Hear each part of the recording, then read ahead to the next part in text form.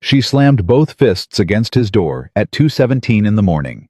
Victoria Sterling, the woman worth $400 million. The woman who fired people without blinking. And when Caleb opened it, she grabbed his shirt collar with both hands and said 3 words she had never said to any human being in her life: "I need you." Then her knees gave out.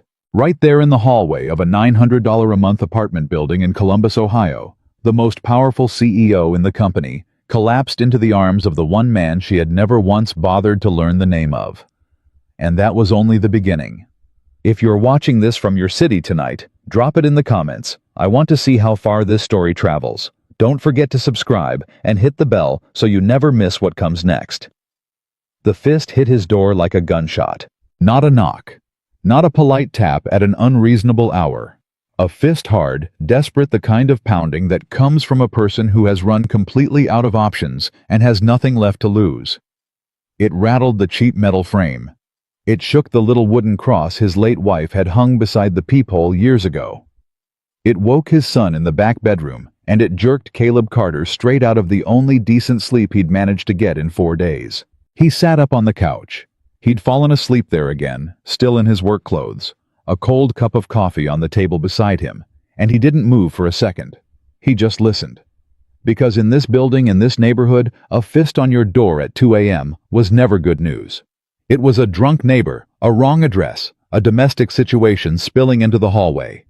You didn't open those doors. You called the front desk and let someone else deal with it. He'd learned that the hard way 2 years ago. But then he heard it. A sound that didn't belong. Not yelling. Not cursing. Not the aggressive noise of someone looking for a fight. A sob. One single raw, ugly sob, muffled like whoever made it was pressing their face against the door, trying to swallow it back down, and failing completely. Caleb stood up slowly. He was 35 years old, broad across the shoulders, with hands that had fixed more broken things than he could count. HVAC units, electrical panels, burst pipes, loose hinges. The busted radiator in 4C, that management had ignored for 6 months, until he just went ahead and fixed it himself on his day off. His body carried a permanent kind of tiredness, the bone-deep exhaustion of a man who never fully stopped moving, but his mind went sharp and quiet the way it always did when something was wrong. He walked to the door. He looked through the peephole, and then he went completely still. Because what he saw on the other side of that door made absolutely no sense. The woman standing in his hallway was Victoria Sterling. He knew her face, the way every person who worked at Sterling Consolidated knew her face from the framed photo in the lobby, from the all-hands meetings where she stood at the front of a conference room and spoke without notes for 45 minutes and left no room for questions, from the occasional walkthrough of the facility's floor where she moved fast and looked at everything and said nothing and somehow made every person in the building straighten up just by being present. Victoria Sterling, 41 years old, CEO of a company with 1,900 employees across 7 states. Inherited the business from her father at 32, and then spent the next 9 years turning a mid-sized regional operation into something that made the covers of industry magazines. Worth, according to the last article Caleb had accidentally seen on his phone while waiting for a parts delivery, somewhere in the neighborhood of $400 million. She was also right now completely falling apart in the hallway of his apartment building. Her dress. And it was the kind of dress that Caleb couldn't have named a price for, but he understood instinctively, cost more than his monthly rent, was torn at the left shoulder seam. Her hair, which in every meeting or building walkthrough was always perfect and severe, was loose and tangled down one side of her face. She had mascara on her cheekbones. She had her shoes in her hand, heels dangling from 2 fingers, like she'd taken them off somewhere and never figured out where to put them back, and she was crying. Not delicately. Not the way people cried in movies, a single elegant tear. She was crying the way someone cries when they have held it together for so long that the holding finally gives ugly and complete, and without any attempt at control. Caleb stood at his peephole for what felt like a long time. "This is not my problem," said the voice in his head. The voice that had kept him out of other people's situations for years. The voice that had learned slowly and painfully that getting involved in things that didn't concern you was how you ended up with your own life made harder. "This is your boss. This is the woman who runs the company. Whatever is happening to her, there are people whose job it is to handle it.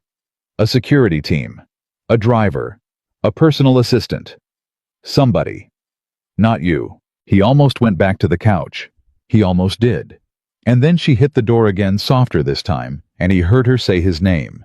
Not maintenance. Not building staff. Not the generic hello of someone knocking on a stranger's door. His name. Caleb. He didn't know she knew it. He opened the door. The smell hit him first.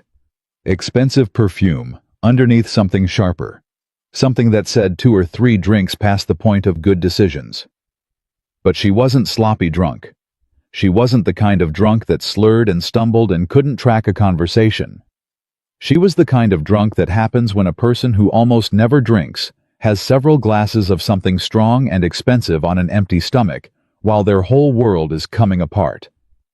She looked at him. He looked at her. Neither of them said anything for a moment. Then Victoria Sterling, who owned skyscrapers, who sat across from senators at charity dinners, who had been photographed for the cover of Regional Business Monthly 3 separate times, opened her mouth and said, "I didn't know where else to go." Her voice broke on the last word. Caleb stepped back from the door. "Come inside." "I shouldn't." "You're in a hallway at 2 in the morning," he said not unkindly. "Come inside." She came inside. His apartment was what it was. He had never once in his life felt embarrassed about it, because embarrassment required caring what people thought of your space, and Caleb had made peace years ago with what he could and couldn't provide. It was clean. It was organized. The bookshelves his son Marcus kept begging him to paint were still the original wood tone, and the couch had a cushion on the left end that didn't match, because the original one had been destroyed in an incident involving a science project and a jar of rubber cement that Caleb preferred not to think about. There were soccer cleats by the door. There was a drawing on the refrigerator that Marcus had made last month, a house with a sun. A man with brown skin holding the hand of a small boy, 2 figures who were clearly supposed to be them, held up by a strawberry magnet. It was a home built by one person working very hard with limited resources. Victoria Sterling walked into it and stood in the middle of it and looked around, and Caleb watched her take it in, and he waited for the look, the slight adjustment of expression, the polite, careful blankness that people with money got when they walked into spaces that reminded them how different their lives were from other people's lives. It didn't come. She looked at the refrigerator. She looked at the drawing. She pressed her fingers to her mouth. "I'm sorry," she said. "I'm so sorry. I have no right to be here. I have no right to—" She stopped, pressed her fingers harder. "I didn't know where else to go, and your address was in the emergency contact file, and I know that's not what that file is for. I know I just—" "Sit down," Caleb said. She sat down on the couch.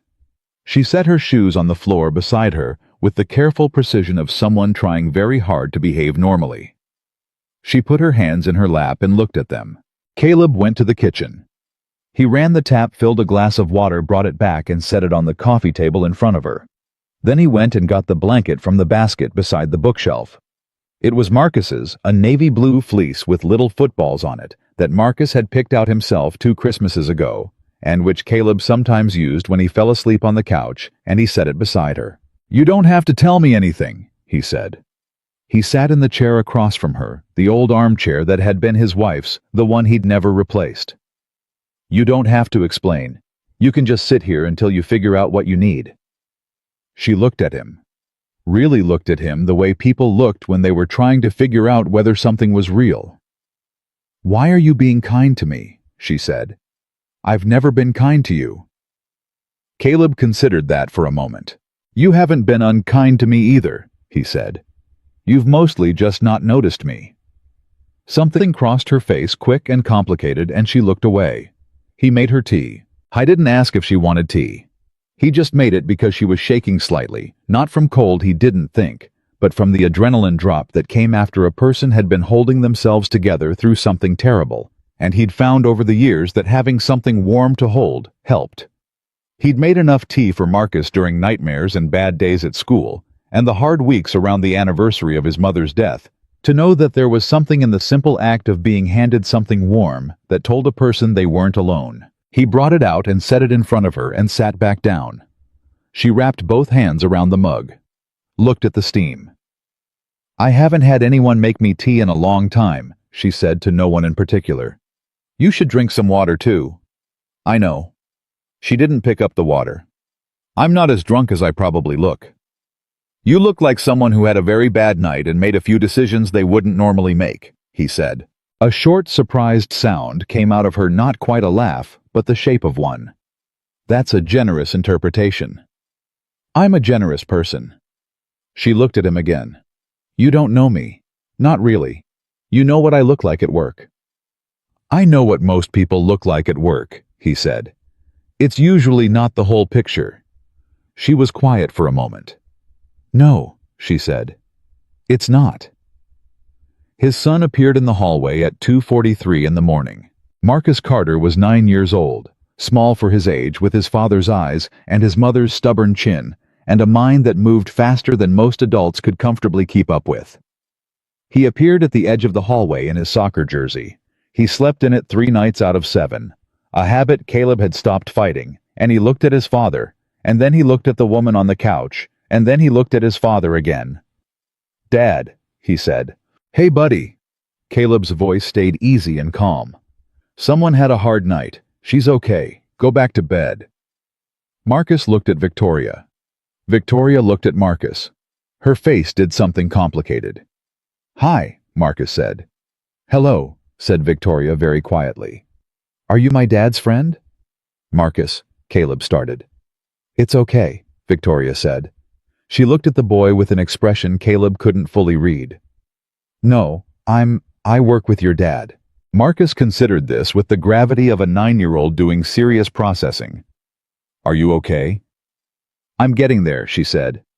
"My dad makes really good tea," Marcus said. "He puts honey in it. It helps." "I can tell," she said. And for the first time since she'd come through the door, she almost smiled. Not completely, but almost. "Marcus," Caleb said. "Bed." "Okay." The boy looked at Victoria one more time. "I hope your night gets better." Then he padded back down the hallway, and the door to his room clicked shut, and Caleb and Victoria were alone again in the quiet apartment. "He's beautiful," she said. "Yeah," Caleb said. "He is. He looks like his mother." The question landed gently, and Caleb absorbed it the same way. "Some. He's got my eyes. But yeah, mostly he looks like her. I didn't know you were. I mean, I know the file says single parent, but I never thought about what that actually—" She stopped herself. "I'm saying everything wrong tonight." "You're saying what you mean," he said. "That's not the same as wrong." She stared at him for a moment. "How do you do that?" "Do what?" "Make everything sound reasonable." Caleb leaned back in his chair. "I've got a 9-year-old. You spend enough years answering impossible questions at impossible hours, you get comfortable with not having clean answers." She told him some of it. Not all of it, not yet. Not in one sitting at nearly 3 in the morning in a man's apartment when she still wasn't sure how she'd gotten here. Not exactly when the sequence of the night had gone from bored dinner to drinks. She didn't plan on to a phone call that said things she hadn't been prepared to hear. To a car she'd dismissed with a shaking hand, because she couldn't stand the thought of sitting in the back seat of it for 40 minutes, trying to hold herself together. She told him that something had happened at work. Something bad. Something that involved people she thought she could trust. She told him that she'd called 3 people before she got in the car. Her assistant, who didn't pick up. Her attorney, who went straight to voicemail. The man she'd been engaged to for 16 months, who answered on the second ring, and who said in a voice so composed it made her stomach drop, "I know. We need to talk. But not tonight." She told him that she had sat on a bench outside a building she didn't know the name of for 40 minutes before she could make herself move. She didn't tell him why. Not yet. But Caleb listened to what she did tell him with the same quality of attention he gave to everything full and patient, without the need to fill silences or redirect or offer solutions before the problem was fully understood. He sat in his chair, and he listened, and he didn't look at his phone, and he didn't look at the clock on the wall. "You can say it's not my business," she said. "That would be fair." I wasn't going to say that. Most people would. "Most people aren't awake at 3 in the morning with a guest," he said. "If I minded, I would have said so at the door." She looked at him steadily. "You almost didn't open it." He met her eyes. "I almost didn't." "What made you—" I was quiet for a moment. "You said my name," he said, "and you sounded like someone who really needed to be heard." Something shifted in her face just slightly, just for a second, but he saw it. The careful armor she'd clearly been wearing even here, even in this apartment at 3 in the morning, when all of it had already fallen apart, fractured for just a moment, and showed him what was underneath it. A person who was very, very tired of having no one. She fell asleep on his couch at 4:15. Caleb covered her with Marcus's blanket and turned off the main light and left the small lamp on in the kitchen, so the room wasn't completely dark, the way he always did for Marcus, on nights when the boy had bad dreams and might wake up afraid. He stood in the kitchen for a while after that, leaning against the counter, hands around his own now cold coffee, looking at nothing in particular. Victoria Sterling was asleep on his couch. He turned that fact over in his mind slowly, the way he turned over unexpected problems, not anxious, not alarmed, but trying to understand the shape of the thing before he decided what to do about it. He thought about what she'd said, the fragments she'd offered, the call from the man who said "I know" in a voice that was too calm, the 3 people she'd called who hadn't answered.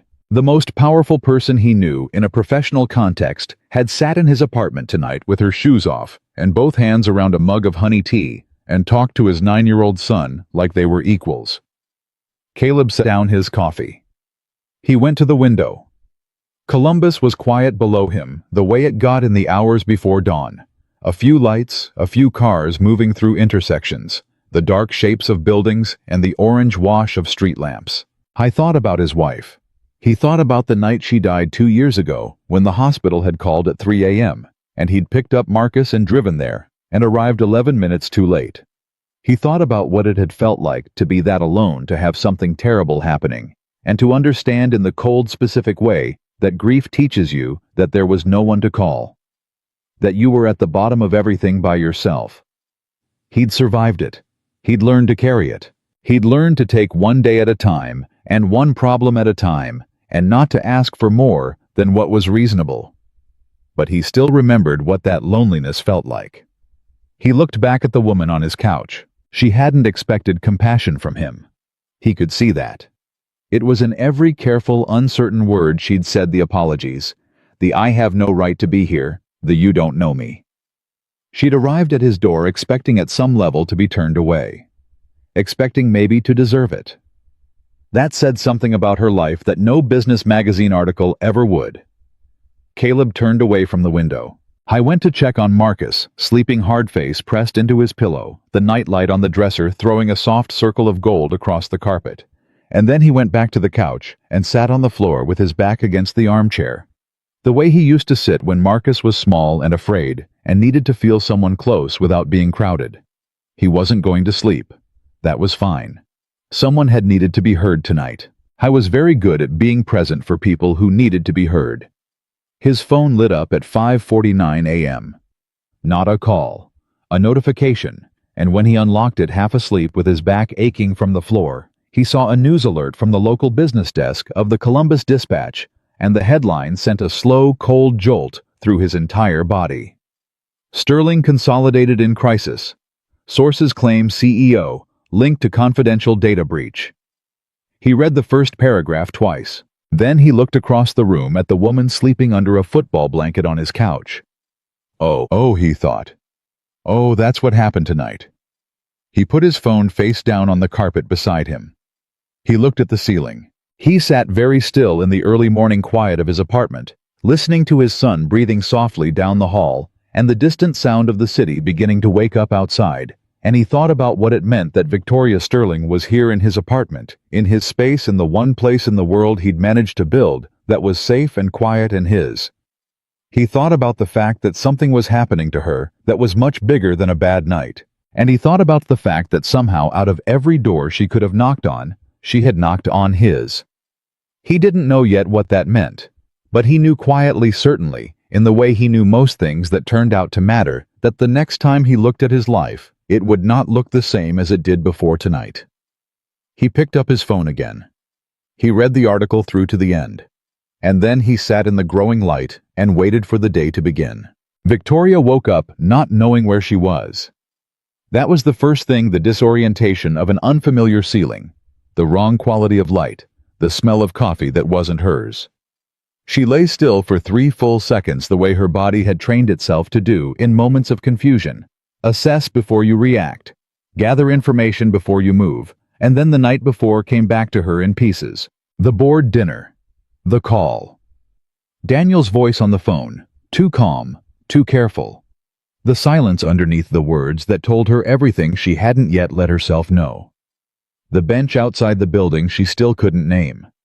The address she'd pulled from a file she had no business accessing at midnight. The hallway. The door. The man who had almost not opened it and then had anyway. I need you. She closed her eyes again. She had said that. She had actually said that. To an employee. To a man she had walked past 100 times in her own building without stopping to learn whether his name was Caleb or Kevin or something else entirely. She had shown up at his door at 2 in the morning in a torn dress with mascara on her face and said those 3 words like a person who had completely lost control of her own life. Because she had. She sat up slowly. The blanket that fell away from her shoulders was navy blue fleece with little footballs on it, and that detail, small, specific, entirely real, did something to her chest that she wasn't prepared for. Someone had covered her with a child's blanket. Someone had left a light on in the kitchen so the room wouldn't be dark. Someone had thought about what she might need without being asked. She sat on the edge of the couch for a moment, with the blanket in her lap and her hands pressed flat against her thighs, and she breathed. Then she heard movement in the kitchen. Caleb was at the stove when she appeared in the doorway, still in yesterday's dress, her hair pulled back with something she'd found in her purse. A pen. He realized she'd twisted her hair up and put a pen through it, which under any other circumstances might have been funny. Her face was washed. Her composure was back, or most of it the way a person could reassemble themselves after sleeping somewhere safe. You didn't have to stay up, she said. I didn't, he said. I slept a few hours. Coffee. Please. He poured a mug and slid it across the counter. She picked it up with both hands exactly the way she'd held the tea the night before and looked at him over the rim. I'm sorry about last night, she said. You said that already. I mean it more now that I'm sober. You don't have to mean it more, he said. You don't have to apologize at all. She set the mug down carefully. Caleb, I read the article, he said. The words landed. He watched them land, the slight stiffening in her posture, the quick recalibration behind her eyes. She hadn't been expecting that. She'd been expecting a conversation about last night, about the awkward personal moment of showing up at his door, and instead he'd stepped straight into the thing she'd been bracing for since she opened her eyes. Which article? She said very precisely. The Dispatch, he said. Data breach, your name in the headline. A long, steady silence. How bad is it? He asked. She picked up her coffee again. Depends on the next 72 hours. That's not an answer. It's the only honest one I have right now. She looked at him. How are you this calm? I fix things for a living, he said. Panicking doesn't help anything get fixed. He turned back to the stove where he had scrambled eggs going in the pan. Sit down, eat something. You haven't eaten since yesterday afternoon. Then sit down. She sat down at his kitchen table. It was small, 4 chairs, one of them pushed slightly out of position, the way a kid's chair always was, slightly away from the table and slightly turned, and she sat in one of the adult chairs and watched him move around the small kitchen with the efficiency of a man who had made thousands of breakfasts in this space and knew exactly where everything was. You cook, she said. Someone has to. I mean, you actually cook. You're not just... Making eggs isn't cooking, he said. Don't be impressed. I have a chef, she said. I couldn't make eggs if the building was on fire. He glanced back at her. You have a chef. I have a lot of things, she said with a flatness in her voice that said clearly the lot of things weren't currently helping her very much. He put a plate in front of her. Eggs toast, sliced apple on the side, the same breakfast he made Marcus every morning because it was fast, and it covered enough food groups that he could convince himself his son was getting a real meal before school. He sat down across from her with his own plate. She looked at the food. "Eat," he said. She picked up the fork. Marcus appeared at 6:52, already dressed, backpack over one shoulder, soccer ball under his arm. He stopped when he saw Victoria at the table. He looked at his father. His father looked at him. "Morning, buddy," Caleb said. "She's still here," Marcus said with the blunt observation of a 9-year-old who had not yet learned that some statements were better left internal. "Marcus, I'm not saying it bad," Marcus said, setting the soccer ball down carefully by the doorway. "I'm just noticing." He went to the refrigerator, got his juice, and then looked at Victoria. "Did the night get better?" "A little," she said. "Yes." "My dad's eggs help," Marcus said seriously. "Did you have the eggs?" "I did." "He put something in them. I don't know what it is. He won't tell me." "Butter," Caleb said. "That's it." Marcus looked wounded by the simplicity of this answer. "Just butter." "Good butter." "Butter," Caleb said. "There's a difference." Marcus climbed into his chair, the one that was always slightly pushed out, slightly turned, and pulled his juice toward him. He looked at Victoria with the frank, unself-conscious curiosity of a child who had grown up in a house where his father said people deserve to be looked at like they matter. "What do you do at my dad's work?" Marcus asked. "Marcus," Caleb said. "I run the company," Victoria said. Marcus considered this. "My dad fixes the company." "He does," she said, and something in her voice shifted, not much, just a fraction, but Caleb heard it. "He fixes the parts that break so the rest of it can keep going. He's good at that," Marcus said with the simple certainty of someone who has never doubted it. "He fixed my bike. He fixed the heat in our place 2 winters ago when the building guys said it would take 3 weeks. He fixed what was it, Dad, that one thing in the water pressure," Caleb said, "in the whole East Wing." "Yeah, he did that on his day off." Marcus took a drink of his juice. "He does a lot of stuff on his days off." Victoria was looking at Marcus, and then she looked at Caleb, and Caleb could see her putting something together slowly, carefully, the way you assembled a picture from fragments. "You fixed the East Wing water pressure," she said. "Last October." "November," he said. "That was facilities management told me that was a contracted repair team." "Facilities management told you what made sense for facilities management to tell you," he said without any heat. "The contracted team quoted 6 weeks and $42,000. I pulled the spec sheet, found the root valve issue in about 2 hours, ordered a $60 part, and fixed it over a weekend." She stared at him.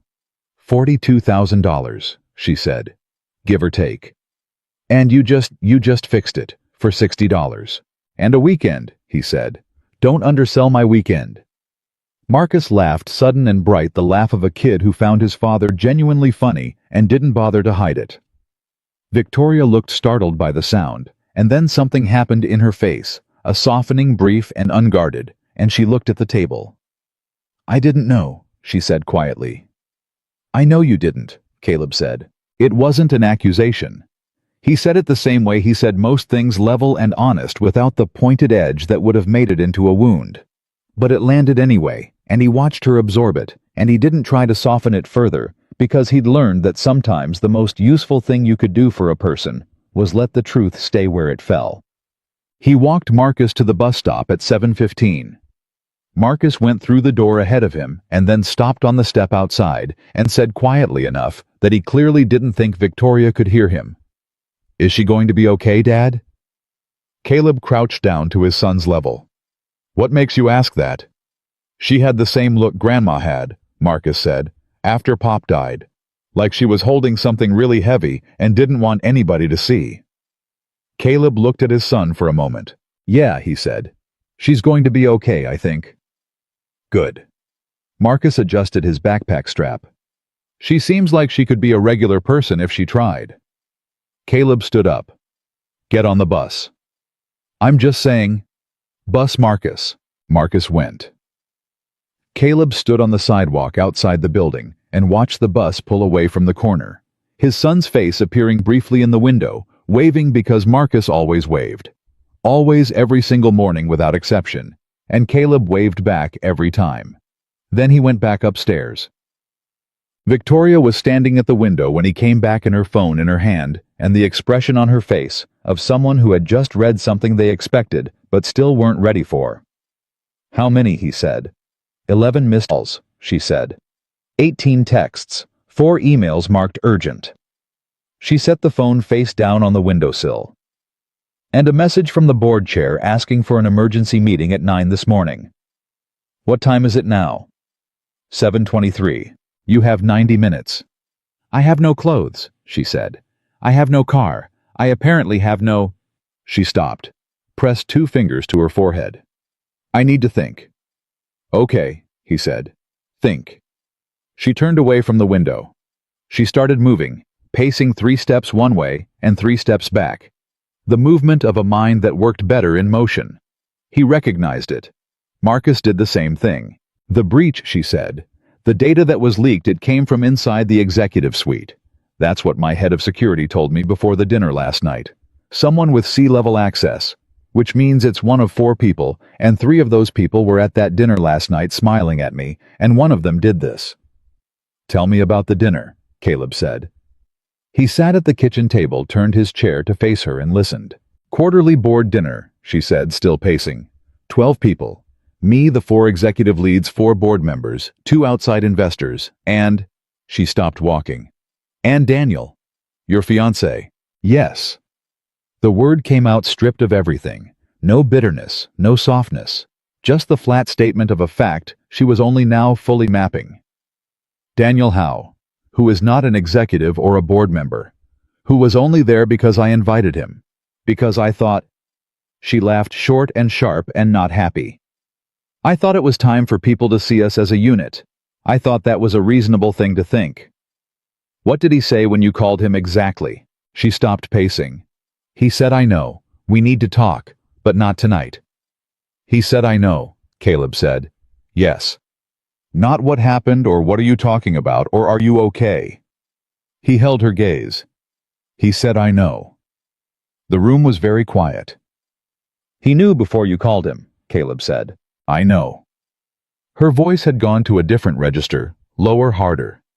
The voice of someone assembling an unpleasant structure out of pieces that had been sitting in front of them for a while. "I know he did. I've known since the moment he said it. I haven't let myself—" "You were going to," Caleb said. "That's why you needed to be somewhere else last night. You needed a few hours before you had to look at it directly." She stared at him. "You figured that out from what I told you last night," she said. "You didn't tell me very much," he said. "But people who need a few hours before they can face something, I recognize that. I've been that person." "What were you facing?"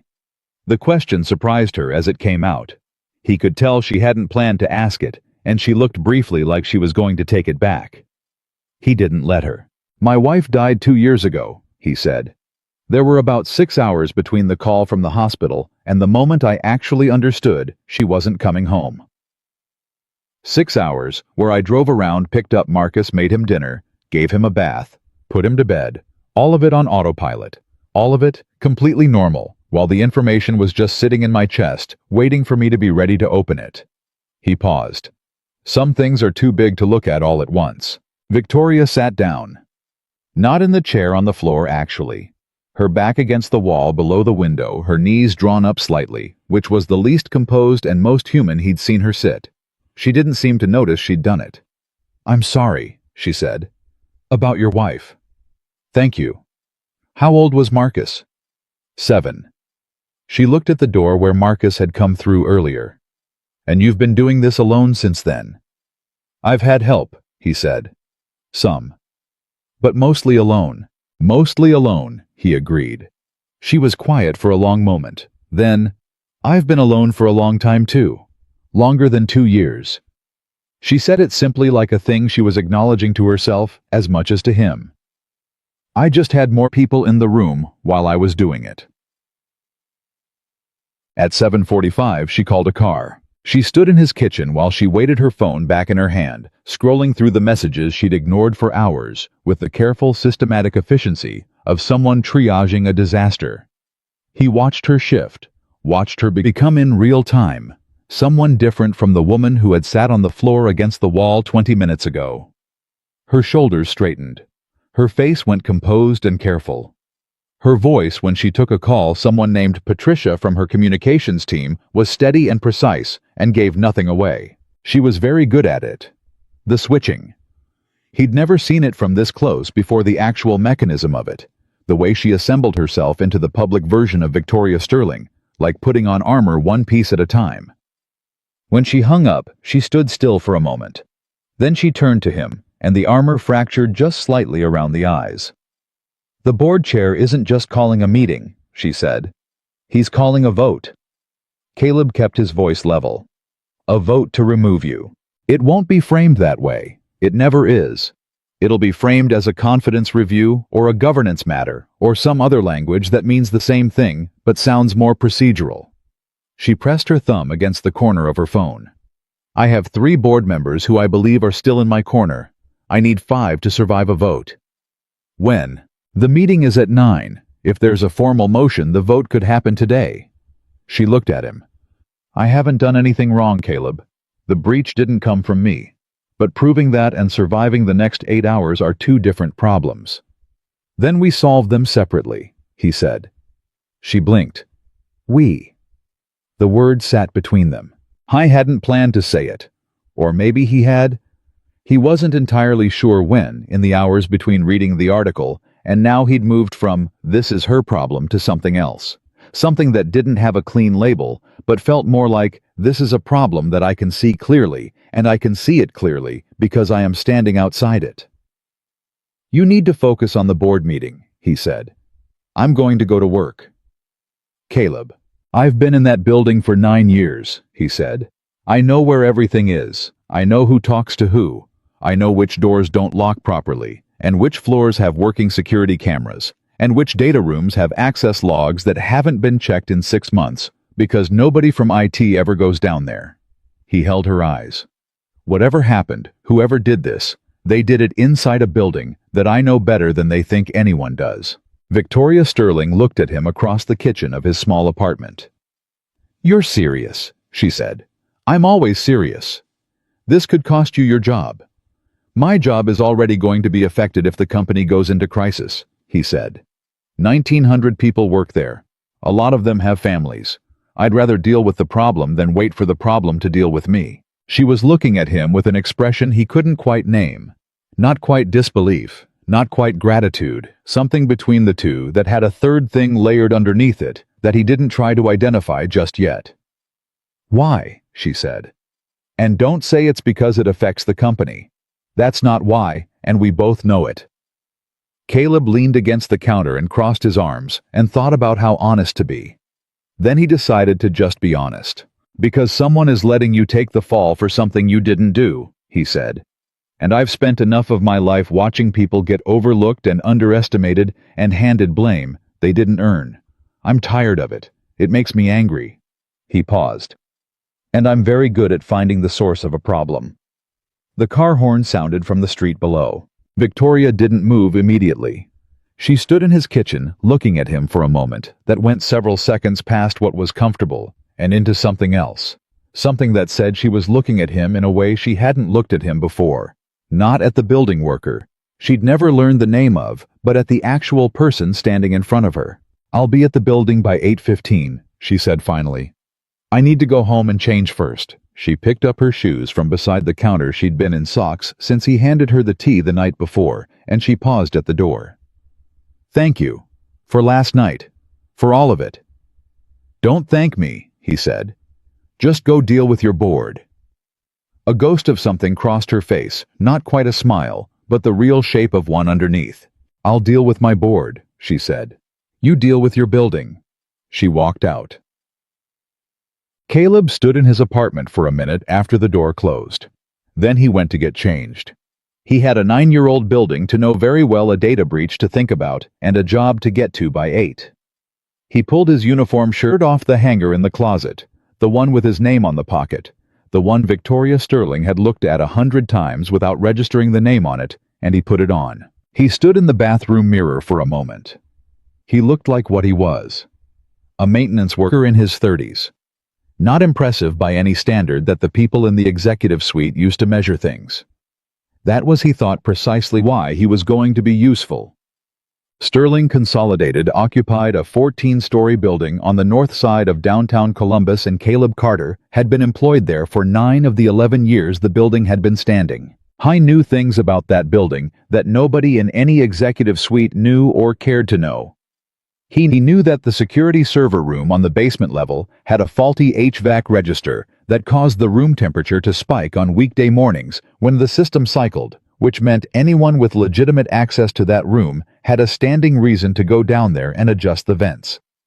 He knew that the keycard access logs for the 4th floor, where the data infrastructure team sat, had been on a software maintenance window every Tuesday between midnight and 4 a.m. for the past 3 months, because he'd put in the service request himself after the system threw a sensor error. He knew that one particular IT senior manager named Greg Ferris had started coming in on Sundays 6 weeks ago, which Caleb knew because he'd been in the building on 2 of those Sundays fixing a persistent drain issue in the 4th floor break room, and had seen Ferris's badge swipe show up on the panel 3 different times. He hadn't thought anything of it then. He thought something of it now. He didn't go to Ferris's office. Not yet. He wasn't that kind of person. He didn't confront, didn't rush, didn't make moves before he understood the full shape of the problem. Instead, he went about his morning the way he always did. He checked the work orders. He handled the overnight reports. He fixed a loose panel in the lobby elevator that had been vibrating against its housing and making a rattling sound that the building manager had complained about twice in the last week. And while he fixed the panel, he listened. The lobby was where everything moved through. Everyone who came into that building came through the lobby, and Caleb had learned over 9 years that a man in a uniform carrying a tool bag was functionally invisible to most people in business attire. They looked through him. They talked around him. They continued conversations that they would have paused if another executive had been standing in the room, because they'd looked at the uniform and categorized him as not relevant and proceeded accordingly. He heard 3 conversations that morning that he would not have heard if he'd been wearing a suit.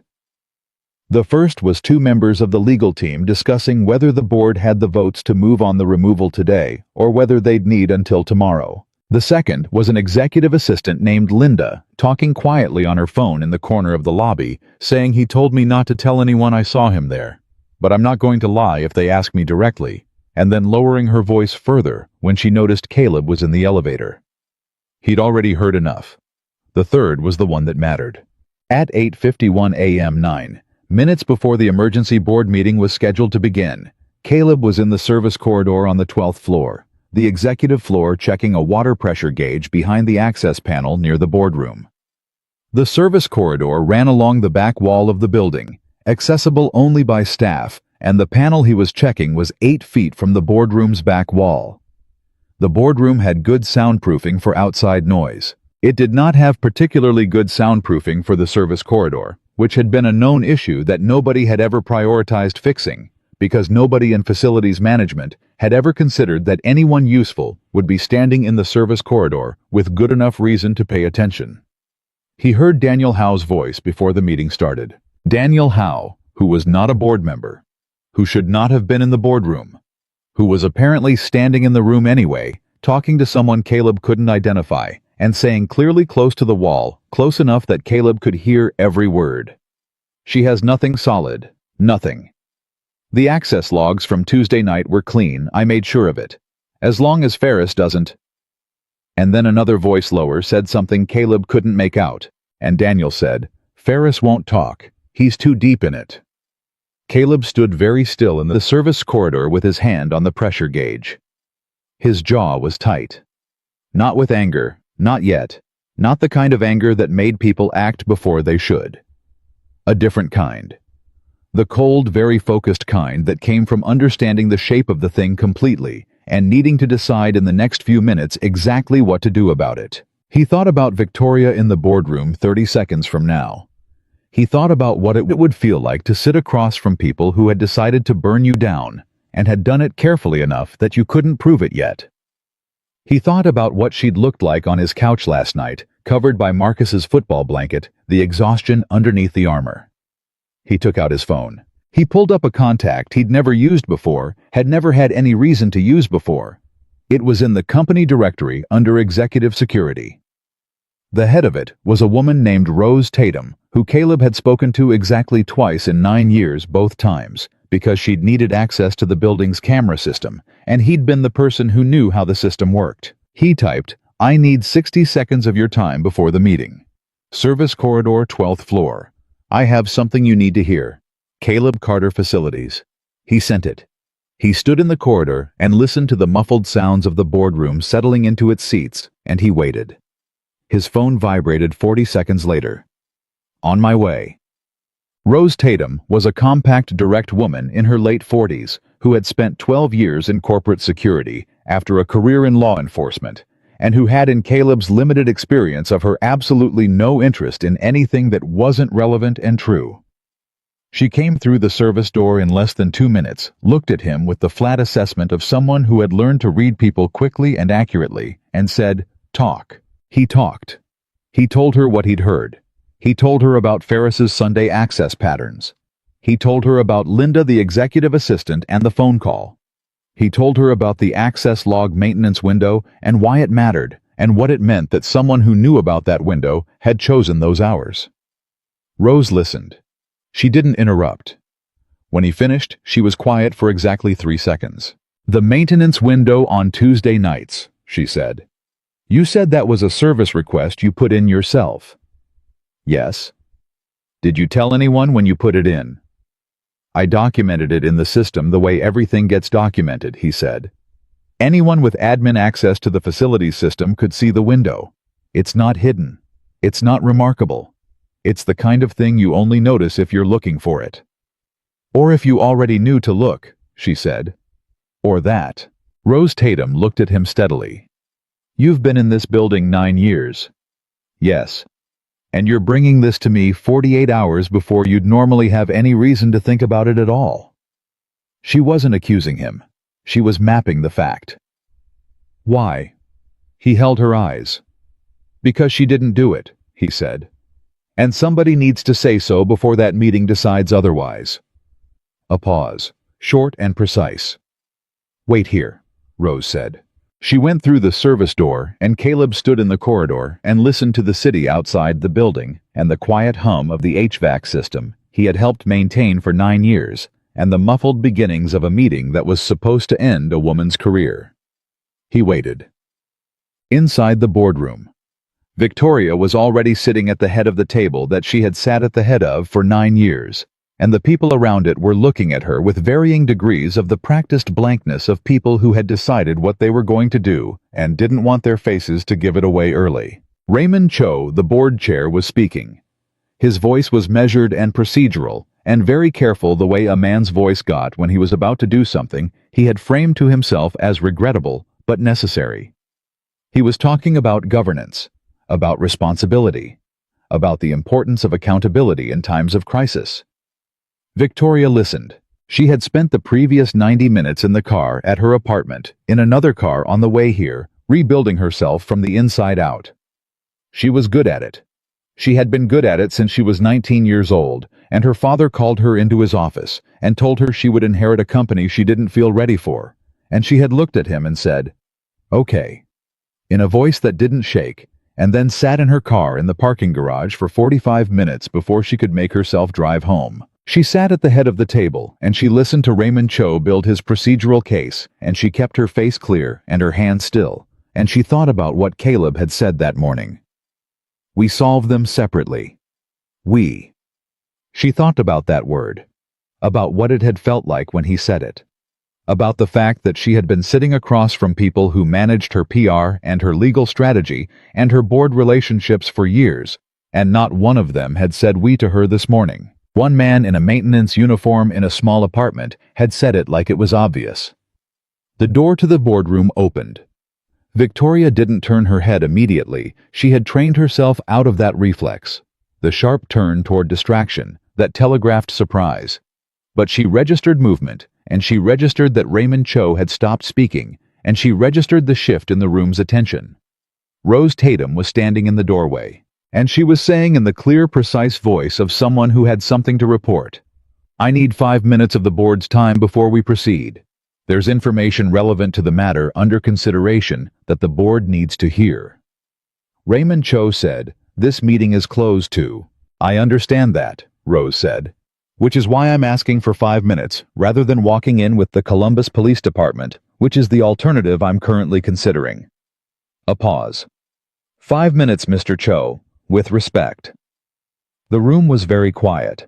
Victoria looked at Rose Tatum, who was looking at her with an expression that was not quite readable, but contained at its edges something that might have been the deliberate kind of calm that a person had when they were standing in front of something solid. "5 minutes," Victoria said. The boardroom doors swung open. Caleb did not go into the boardroom. He stood in the service corridor, and he waited, and he listened to the muffled shapes of voices that he couldn't fully distinguish, and he watched the digital clock on his phone tick through 5 minutes, and then 8, and then 12. He thought about what he'd do if it didn't work. If Rose had gone in there, and the board had overridden her. If the procedural momentum of the removal had been too far along to stop with the word of a maintenance worker passed through a security director. If Daniel Howe was in that room, spinning the information in a direction that made Victoria's situation worse instead of better. He thought about the fact that he had put his job on a table he had no real claim to. He thought about Marcus at school right now in third period, probably arguing about something, sports-related, with his best friend Dion. He thought about the way Victoria had said, "I didn't know where else to go," and the way she'd meant it. Then his phone buzzed. A text from a number he didn't have saved. It said, "Boardroom. They want to hear from you directly." Caleb looked at the text. He looked at the service corridor around him. The metal access panels, the pipe casing, the familiar working interior of a building he had kept functioning for 9 years. He rolled down his sleeves. He tucked in his shirt. He checked that his name was visible on the pocket. Then he walked to the boardroom door, and he opened it, and he went in. The room was large and windowless, and full of people who were looking at him with the assessment of people who were very good at making quick judgments, and were currently making one about him. Long table, 12 seats, all of them occupied, except one, and at the head of it, Victoria Sterling, who looked at him when he came through the door with an expression that was unreadable to everyone else in the room, and completely readable to him. It said, "You came." He found a spot near the door, and he stood there because there was nowhere to sit, and Raymond Cho said with the strained patience of a man dealing with an unexpected variable, "Mr. Carter, Rose tells us you have information relevant to this morning's discussion." "Yes," Caleb said. "And you are a facilities employee?" 9 years, Caleb said. "I maintain the building. I know how it works." Cho's expression said clearly that he was deciding whether to be impressed or dismissive, and was leaning toward dismissive. "And your relevance to a data breach at the executive level would be..." "I know when the access log maintenance windows are," Caleb said. "I know which rooms have functioning security cameras and which ones don't. I know who has been in the building outside business hours and when and why, because the environmental systems I manage show me traffic that the security system doesn't always capture." He kept his voice even. Not aggressive, not apologetic, just factual. "I have information about access patterns in the 3 weeks before the breach that indicates the source is not where this board currently believes it to be." The room was very quiet. Daniel Howe sitting 2 seats to Victoria's right. Caleb had registered him immediately when he came in. The way you registered a problem you'd already been thinking about was looking at him with the kind of careful blankness that was its own information. Caleb looked at him. Not for long, not with any particular expression, but long enough for Daniel to understand that Caleb had heard what he'd heard in the service corridor, and long enough for Daniel to understand that the maintenance worker he had never once considered a relevant factor in any equation was in fact a problem he hadn't planned for. Daniel Howe looked away first. Caleb looked back at the board. "I'd like to tell you what I know," he said, "if you'll give me a few minutes." Raymond Cho looked around the table. Victoria said nothing. She sat at the head of the table with her hands folded and her face composed, and she let the room decide because she understood the way Caleb had somehow helped her understand in the previous 12 hours that some things worked better when you let them unfold rather than forcing them. "Go ahead," Cho said. And Caleb began to talk. He talked for 11 minutes. He talked clearly and specifically without drama or embellishment, the way he talked about any problem he was trying to solve. He laid out the access window. He laid out Ferris's pattern. He told them about the camera system gaps and why those specific gaps hadn't been coincidental. He told them what he'd heard in the service corridor, and he said it plainly without softening it, because softening it would have made it sound like he wasn't sure of it, and he was sure. When he said Daniel Howe's name, he looked at Daniel Howe. Daniel Howe had gone very still. By the time Caleb finished, 3 board members were typing on their phones. Rose Tatum had a legal pad in front of her with 9 lines of notes. Raymond Cho was looking at Daniel Howe with the expression of a man who had invited someone to a dinner party and was now reconsidering the guest list. "This is," Daniel started. His voice came out with a controlled steadiness that cost him something. "This is the word of a building worker against—" "Against what?" Rose said, and her voice had an edge like a very clean knife. "Against the documentation I can pull from the building systems in the next 20 minutes. Against the access logs for the Tuesday maintenance window that your name appears adjacent to in the facilities system." A pause. "I'd be careful about the direction you take this, Mr. Howe." Daniel closed his mouth. Victoria was looking at Caleb. I wasn't looking at her. He was looking at the table the way he looked at a problem he was still thinking through, checking his logic, verifying the edges, making sure nothing was incomplete. Then he looked at her, and she looked at him. And in that look, in that specific, unguarded second, in front of 12 board members and a corporate security director, and the man who had tried to burn her career to the ground, something passed between them that was too complicated to name and too real to ignore. "We'll recess for 20 minutes, Raymond Cho said in the voice of a man readjusting. The room began to move. Caleb walked back out to the service corridor. He leaned against the wall. He let out a slow breath. His hands were completely steady. They were always steady. It was one of the things about him that he'd never been able to explain, the way his body went calm in the moments when other people's didn't. And he stood there in the familiar hum of the building he knew and waited to find out what came next. His phone buzzed. A text from a number he did recognize this time. It was Victoria's. She'd saved herself in his phone at some point this morning, he didn't remember when, as V. Sterling, which was the most formal way a person had ever saved themselves in his contacts. The text said, "Thank you." He looked at it. Then he typed back, "Don't thank me yet. Wait until it's over." 3 dots appeared. Then, "It already is. Cho just told me privately. They're not moving forward with the vote." Caleb leaned his head back against the wall. He looked at the ceiling of the service corridor, the pipes, the junction boxes, the familiar infrastructure of a building that kept running, because someone paid attention to the things that didn't look important until they stopped working. He closed his eyes for a moment. Then he typed, "Good. Go run your company." The response came in about 30 seconds. "Working on it." And Caleb, "Get off the floor. You don't belong in the service corridor." He almost smiled.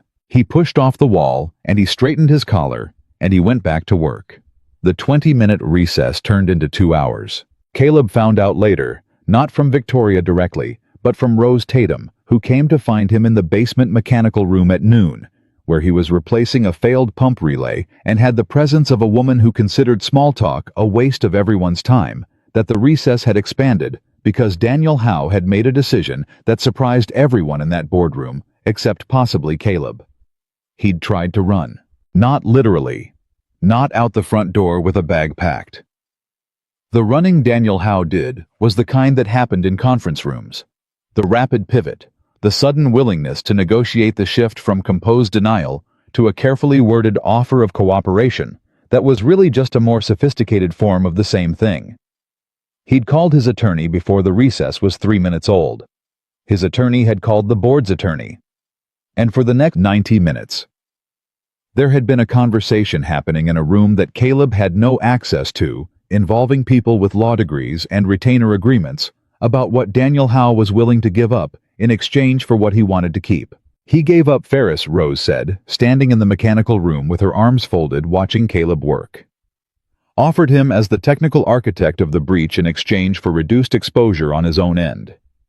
Caleb set down his wrench. Ferris knew what he was doing. Ferris thought he was doing it for a payout from a competing firm, Rose said. He didn't know Daniel was using him as a firewall. When that became clear when the board's attorney laid out exactly how Howe had structured it so that Ferris would take the primary legal exposure. Ferris stopped cooperating with Howe's attorney very quickly. So they burned each other, Caleb said. Efficiently, Rose said. The way people do when they never actually trusted each other in the first place, and the only thing holding them together was shared benefit. She looked at him steadily. Sterling is intact. The board is in damage control mode. Howe's removal from the building was handled by security at 11:40. Caleb absorbed this. He picked up the wrench again, turned back to the relay housing and said, "And Victoria." There was a beat.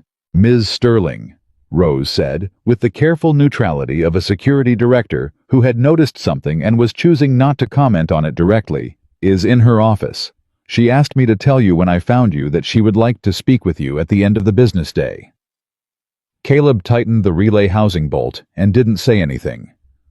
"She also asked me," Rose added, "to tell you not to leave through the service exit.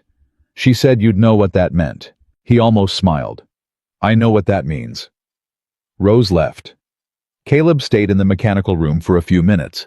After that, the hum of the restored pump, a steady presence around him, and he thought about what had just happened in the 14-story building above his head, and what it was going to cost once the immediate crisis was over, and people had time to look around and figure out who had been where and why.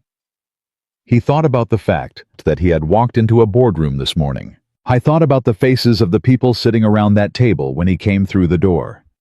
He picked up his next work order and went back to his day. The cost came at 3:15. Howe was on the 7th floor, replacing a cracked light fixture housing in the east corridor when building manager Dennis Polk found him. Dennis was a man in his late 50s who ran the facilities operation with the practiced efficiency of someone who had kept his head down for long enough that keeping his head down had become his identity. He was not a bad man. He was the kind of man who had learned to measure every action by whether it caused him a problem and who had consequently developed a talent for neutrality that he wore like a coat he'd never taken off. He came around the corner and stopped when he saw Caleb on the ladder, and his expression said clearly that he had already decided what he needed to say and was just waiting to find the right place to say it. "Caleb," he said. "Dennis." Caleb kept working. "You want to come down from there for a minute?" Caleb came down from the ladder. He faced Dennis.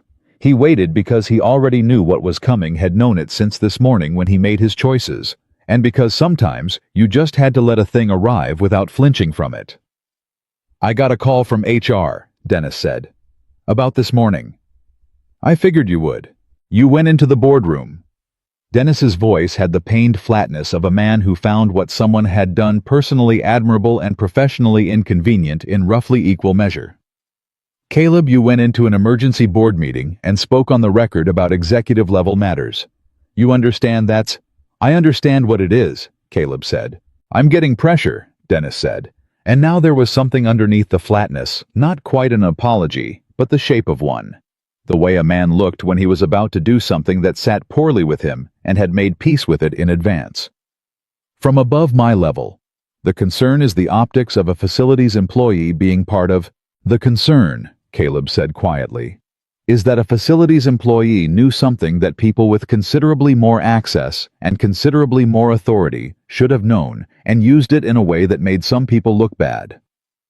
Dennis was quiet for a moment. "I can't protect your position," he said. "If they push for a formal review—" "I know," Caleb said. "Are you putting me on notice?" "I'm telling you it's coming," Dennis said. "So you're not surprised. I owe you that much." He paused. "You've been here 9 years, Caleb. You're the best worker in this department. I want that on the record, even if the record doesn't end up mattering." "It matters," Caleb said. Thank you, Dennis. Dennis went back around the corner. Caleb stood in the east corridor for a moment alone and let the weight of what was probably going to happen settle onto him the way it had a right to. He thought about Marcus, about the lease that was up in 4 months, about the savings account that covered approximately 3 weeks of full expenses if something went wrong. He thought about the choice he'd made this morning and whether, knowing what he knew now, he'd make a different one. He wouldn't. He got back on the ladder. He finished his shift at 5. He changed out of his uniform top in the locker room, put on the plain gray sweatshirt he kept in his locker, the one Marcus had stolen twice and returned once, and he went to the elevator bank and pressed 12. He had not been to the 12th floor through the main elevator in 9 years. He had been through the service corridor dozens of times. He had accessed the mechanical room behind the boardroom, the utility panels in the executive bathroom corridor, the HVAC registers that fed the executive suites. He had been in the physical space of the 12th floor more times than most of the people who worked there. He had never come through the front elevator. The doors opened onto a lobby that looked different from this direction. The wide desk, the frosted glass panels with the company name on them, the view through the floor-to-ceiling windows that he'd never had cause to look out of. A receptionist whose name he didn't know looked up at him with the polite assessing expression that front desk people used on visitors they weren't expecting. "Caleb Carter," he said. "She asked me to come." The receptionist's expression shifted just slightly, just enough to indicate that this name was known, which was interesting, and she said, "I'll let her know you're here." He stood by the elevator while she made the call. He looked at the city through the windows that faced south. Columbus spread out below him in the late afternoon light, familiar and ordinary and large in the way that cities got when you looked at them from above and understood suddenly how many lives were happening in the space below you at any given moment. "Mr. Carter," the receptionist. "She's ready for you." He followed her down a hall he had only ever walked from behind the wall, and she opened a door that led into an office he had never seen. It was nothing like he'd imagined on the rare occasions he'd thought about it. He'd assumed, without ever consciously assembling the assumption, that her office would feel like her clean lines. Cold surfaces. Everything designed to convey authority and keep people at the correct emotional distance. He'd assembled this image from the conference rooms and the lobby and the all-hands emails with her name at the bottom and the way she moved through the building on walkthroughs. The office had all those things. The clean lines were there. The desk was large and ordered and impressive. There were framed things on the walls, degrees a photo of the building's original groundbreaking from 22 years ago, when her father was still alive, a few citations he didn't try to read. But there was also a small couch along one wall that looked genuinely used. There were 2 plants near the window. Real ones with the particular slightly imperfect look of plants that someone actually watered rather than plants installed by a decorator. There was a framed drawing near the edge of the desk, child-sized crayon bold, that looked nothing like the professional citations around it, and everything like something someone had been given and hadn't found a way to put somewhere else. He noticed it because it looked like Marcus's drawing on his refrigerator. Same quality of in the proportions.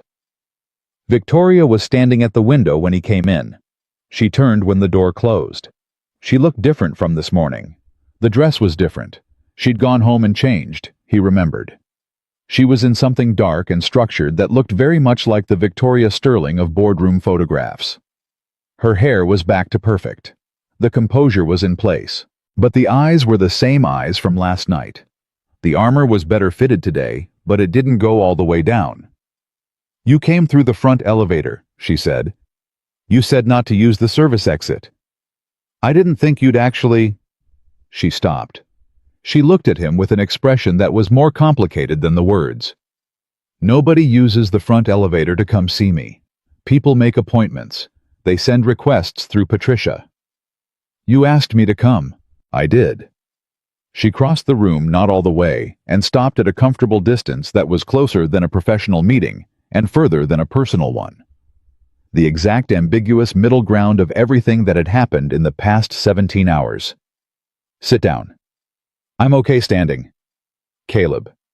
She said it with a flatness that wasn't unkind. "Please sit down." He sat on the small couch.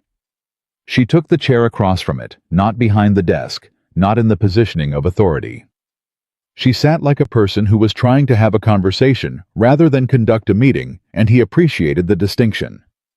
"Dennis Polk called me," she said. He kept his face neutral. "Okay. He told me HR is pushing for a formal review of your conduct this morning." She said it plainly, watching his face. "He told me he wanted me to be aware of the situation, which I believe was his way of asking me to intervene without directly asking me to intervene." "You don't have to do that," Caleb said. "I know I don't have to." Her voice had a slight edge. "That's not why I'm telling you. I'm telling you because you should know that it's happening, and because I want to know what you want me to do about it." Caleb looked at her. "What do you mean, what do I want you to do?" "I mean exactly that," she said. "You went into that boardroom this morning because you chose to. You did something that cost you something. I am not going to assume I know what you want the resolution to be, so I'm asking." She held his eyes steadily. "What do you want?" He was quiet for a moment. He hadn't expected the question. He'd expected to be offered something, a thank you, an assurance, maybe some version of "don't worry, I'll handle it." That would have felt good, but also would have felt like being managed. He hadn't expected to be asked what he actually wanted. "I don't want to be protected," he said. "Meaning what?" "Meaning, I don't want you to call HR and make the review disappear. I don't want it to look like I did something I shouldn't have done, and you're covering for me." He kept his voice level. "If what I did this morning was the right thing to do, it should be able to stand on its own. I don't want to keep my job because the CEO told them to let it go." Victoria looked at him for a long moment. "You're serious," she said. "I'm always serious. You said that this morning." "I know. I'm still adjusting to it." She leaned forward slightly, forearms on her knees, which was the most unbuttoned posture he'd seen her use outside his apartment, and she said, "What you did this morning was not misconduct. What you did was bring material evidence to people with decision-making authority before an irreversible decision was made. The fact that you're a maintenance worker rather than an attorney or an executive is irrelevant to whether the action was correct. HR may not see it that way." "HR reports to me," she said.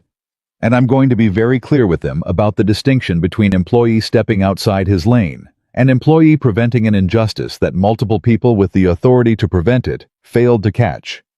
She paused. "There's a difference." "There is," he agreed.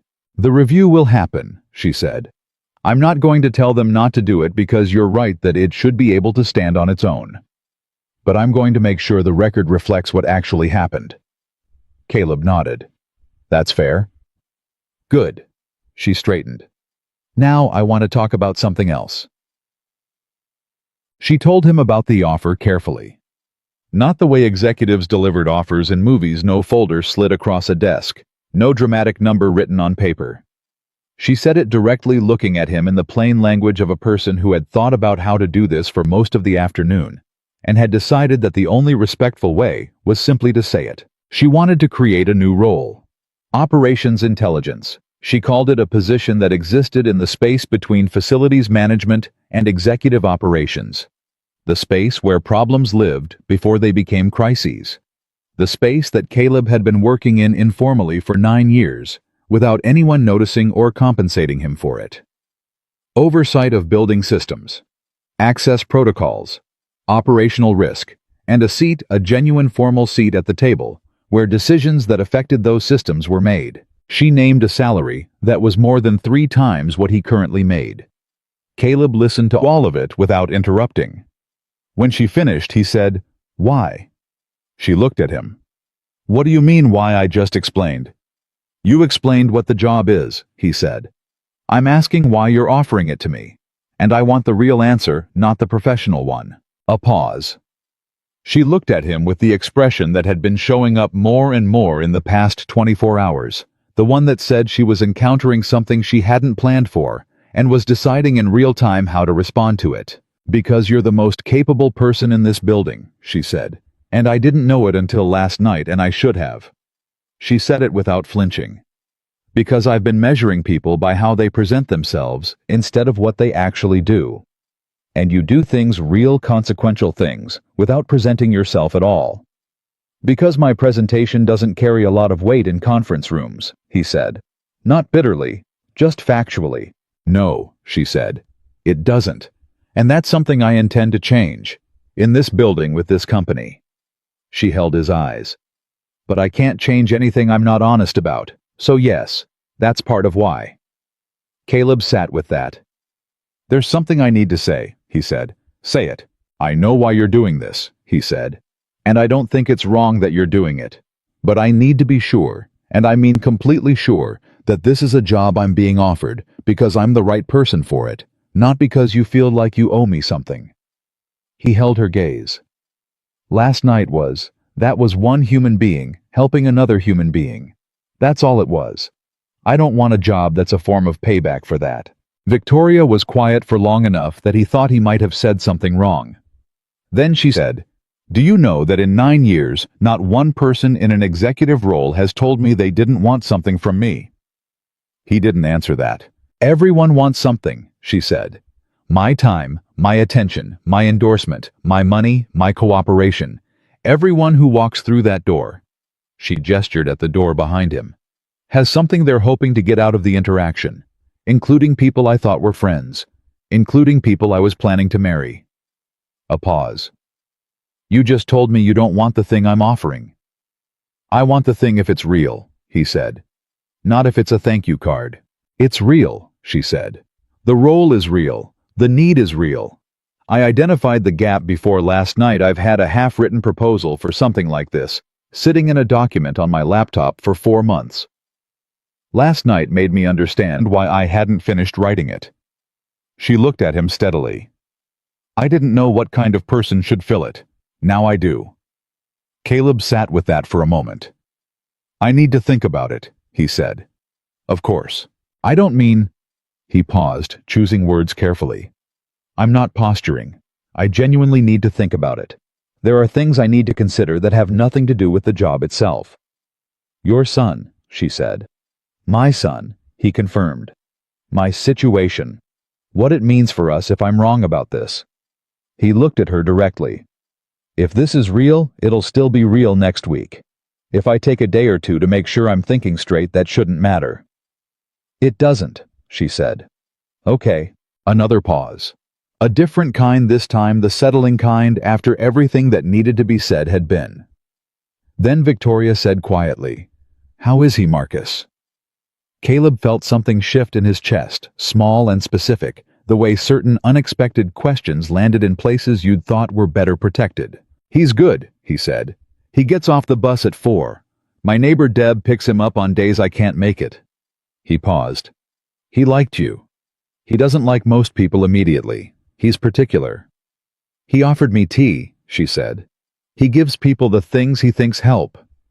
Caleb almost smiled. That's his version of liking someone. Victoria looked at the drawing near her desk for a moment, the crayon drawing, the child bold one. That was from my brother's daughter, she said, following his gaze. She gave it to me when I started this job. She was 6. She drew what she thought my office would look like. She paused. It was significantly more colorful than the reality. Kids usually see something closer to what things should be, Caleb said. She looked back at him. That's either very wise or very optimistic. Probably both, he said. I've got a kid who operates that way.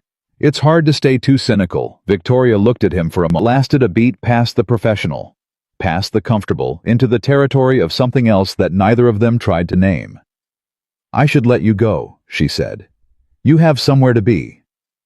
Bus gets in at 4, he said. I've got time. Deb picks him up. Deb picks him up, he agreed. But I like to be home before he goes to sleep. She nodded. Then she stood, and he stood, and she held out her hand. He looked at the hand. He shook it. But the handshake lasted slightly longer than a professional one, and when she let go, she said, Thank you, Caleb, for the door last night, for the tea, for all of it. Don't make it more complicated than it was, he said. You needed somewhere to land. I had a couch. You had more than that, she said. You know you did.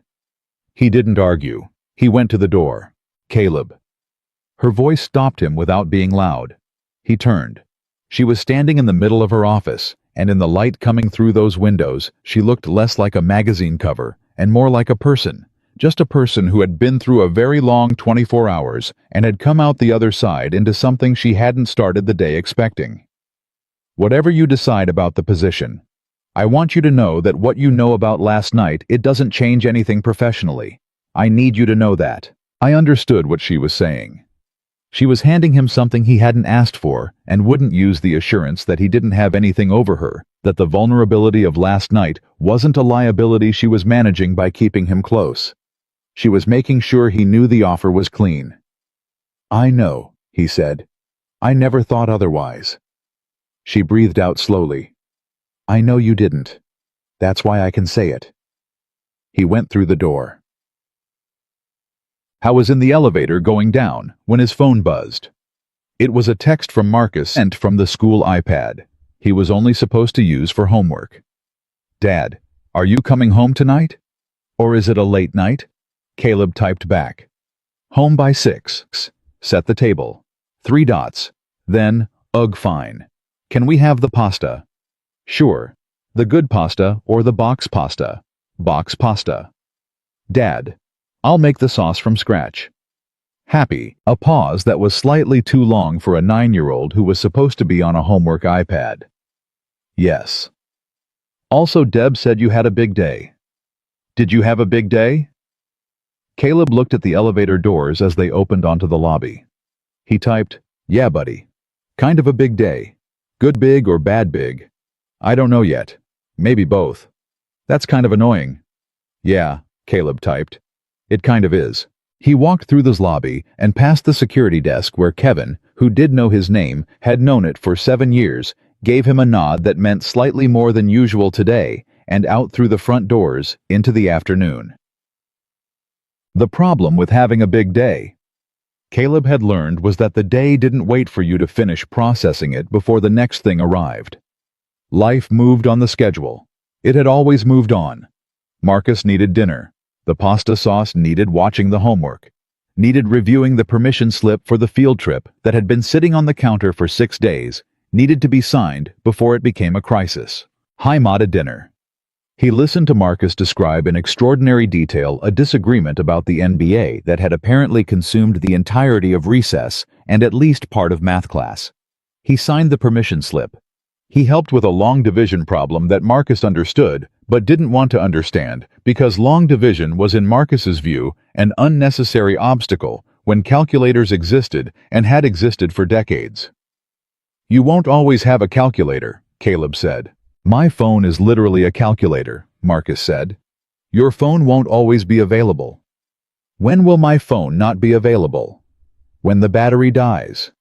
Then I'll charge it. What if there's no outlet? Dad. Marcus set down his pencil with the patience of a 9-year-old who felt he was making a very reasonable point. Where am I going to be with a long division problem and no outlet? Caleb thought about this. Just do the problem, he said. Marcus did the problem. He got it right on the first try and immediately said, "See, I knew how to do it," in the tone of someone who had proven a point about the uselessness of the exercise by completing it correctly. At 8:30, Marcus was in bed.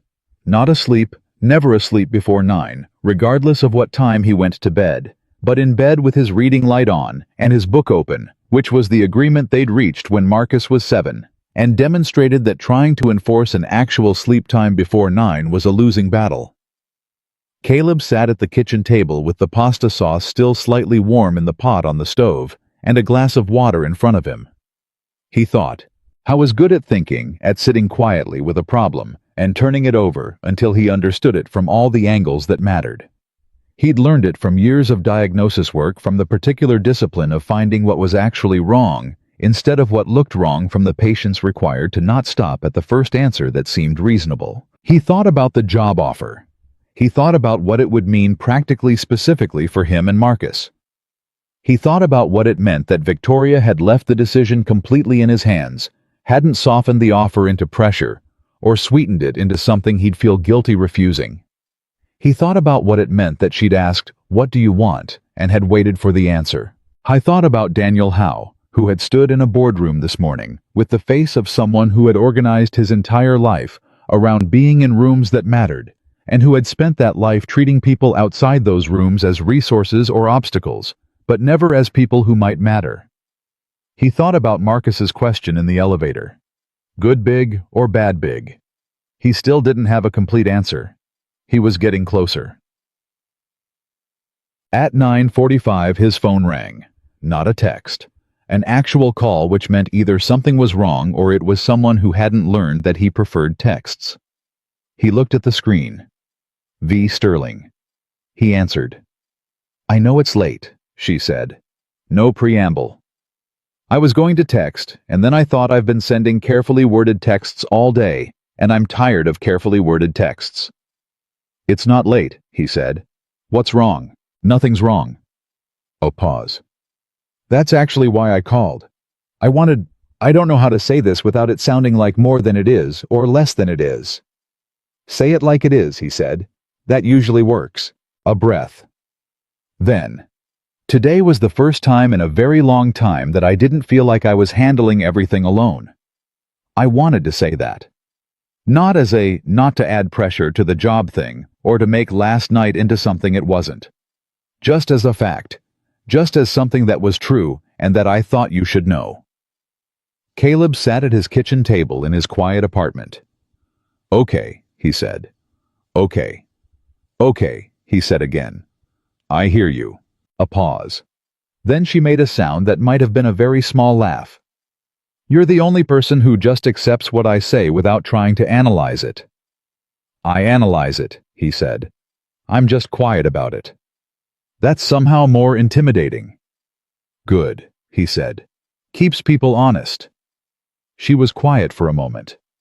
Outside his window, Columbus was moving through its nighttime version, quieter, more interior, the sounds of a city doing its nighttime things.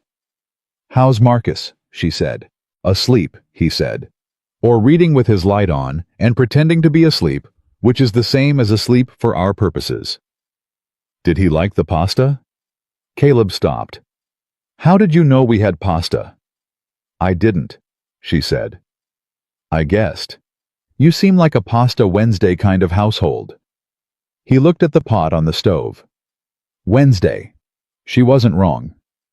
He liked the pasta, he said. Good. Another pause softer than the previous ones. Go be with your kid Caleb. He's asleep. Go be in the same building as your sleeping kid then, she said. It's different from being alone. You know it is. He did know it. Good night, Victoria, he said. Good night. A beat. Thank you, again, for all of it. He hung up. He sat for another minute at the kitchen table in the apartment that was his and Marcus's in the building he'd lived in for 6 years, with the city outside the window, and the pot still warm on the stove, and the drawing on the refrigerator, and the cross by the door that his wife had put there. He looked at all of it. Then he got up and turned off the kitchen light and walked down the hall and pushed open Marcus's door very quietly. Marcus was asleep, the book open on his chest, where he'd dropped it, the reading light still on. Caleb crossed the room, picked up the book, a dog-eared copy of a Percy Jackson he'd read 3 times already, and insisted on reading a 4th, and set it on the nightstand. He clicked off the reading light. In the dark, Marcus made a small sound and shifted and didn't wake up. Caleb stood there in his son's room for a moment. Go be in the same building as your sleeping kid. It's different from being alone. She wasn't wrong about that either. He pulled the door mostly closed, leaving the gap that Marcus needed the 3-inch strip of hallway light that he'd needed every night since he was 5 years old, and which Caleb had stopped considering a childhood thing, and started considering just a Marcus thing, a permanent fixture of who his son was, and he went back to the couch. He lay there in the quiet, and he looked at the ceiling, and he thought about the shape of things. Then he picked up his phone. He opened a new message to V. Sterling, and he typed, I've been thinking about the position. He waited. 30 seconds. Then the 3 dots that meant she was awake and had seen it. Then, and he typed, I want to meet with you properly. Sit down with the actual proposal. See the numbers, the scope, the reporting structure. All of it. Of course. When? End of week. I'll have Patricia set it up. He set the phone down. He looked at the ceiling a little longer. Outside the city was quiet. I thought about what he'd said to Rose Tatum that morning. Because she didn't do it. And somebody needs to say so before that meeting decides otherwise. He thought about why that had been the easiest decision he'd made in years. Not because it was without risk, but because there had been a clarity to it that he'd recognized as the kind of clarity that came when you were doing exactly what you were supposed to be doing. I thought about the moment in the boardroom when he'd looked at Victoria and she'd looked at him. He thought about what Daniel Howe had lost today, and why and how it had happened so completely. And he thought about what Daniel Howe had never understood about the people he'd passed in hallways without looking at them. Some things only broke the way they did because someone had been paying attention. He closed his eyes. I didn't sleep immediately. He lay there in the apartment that smelled like pasta sauce and his son and everything that was his, and he breathed and he let the day settle into its place. Then he slept. The formal meeting happened on Friday. Patricia, Victoria's executive assistant, had sent the calendar invite Thursday morning with the precision of someone who had spent years managing access to a person everyone wanted access to.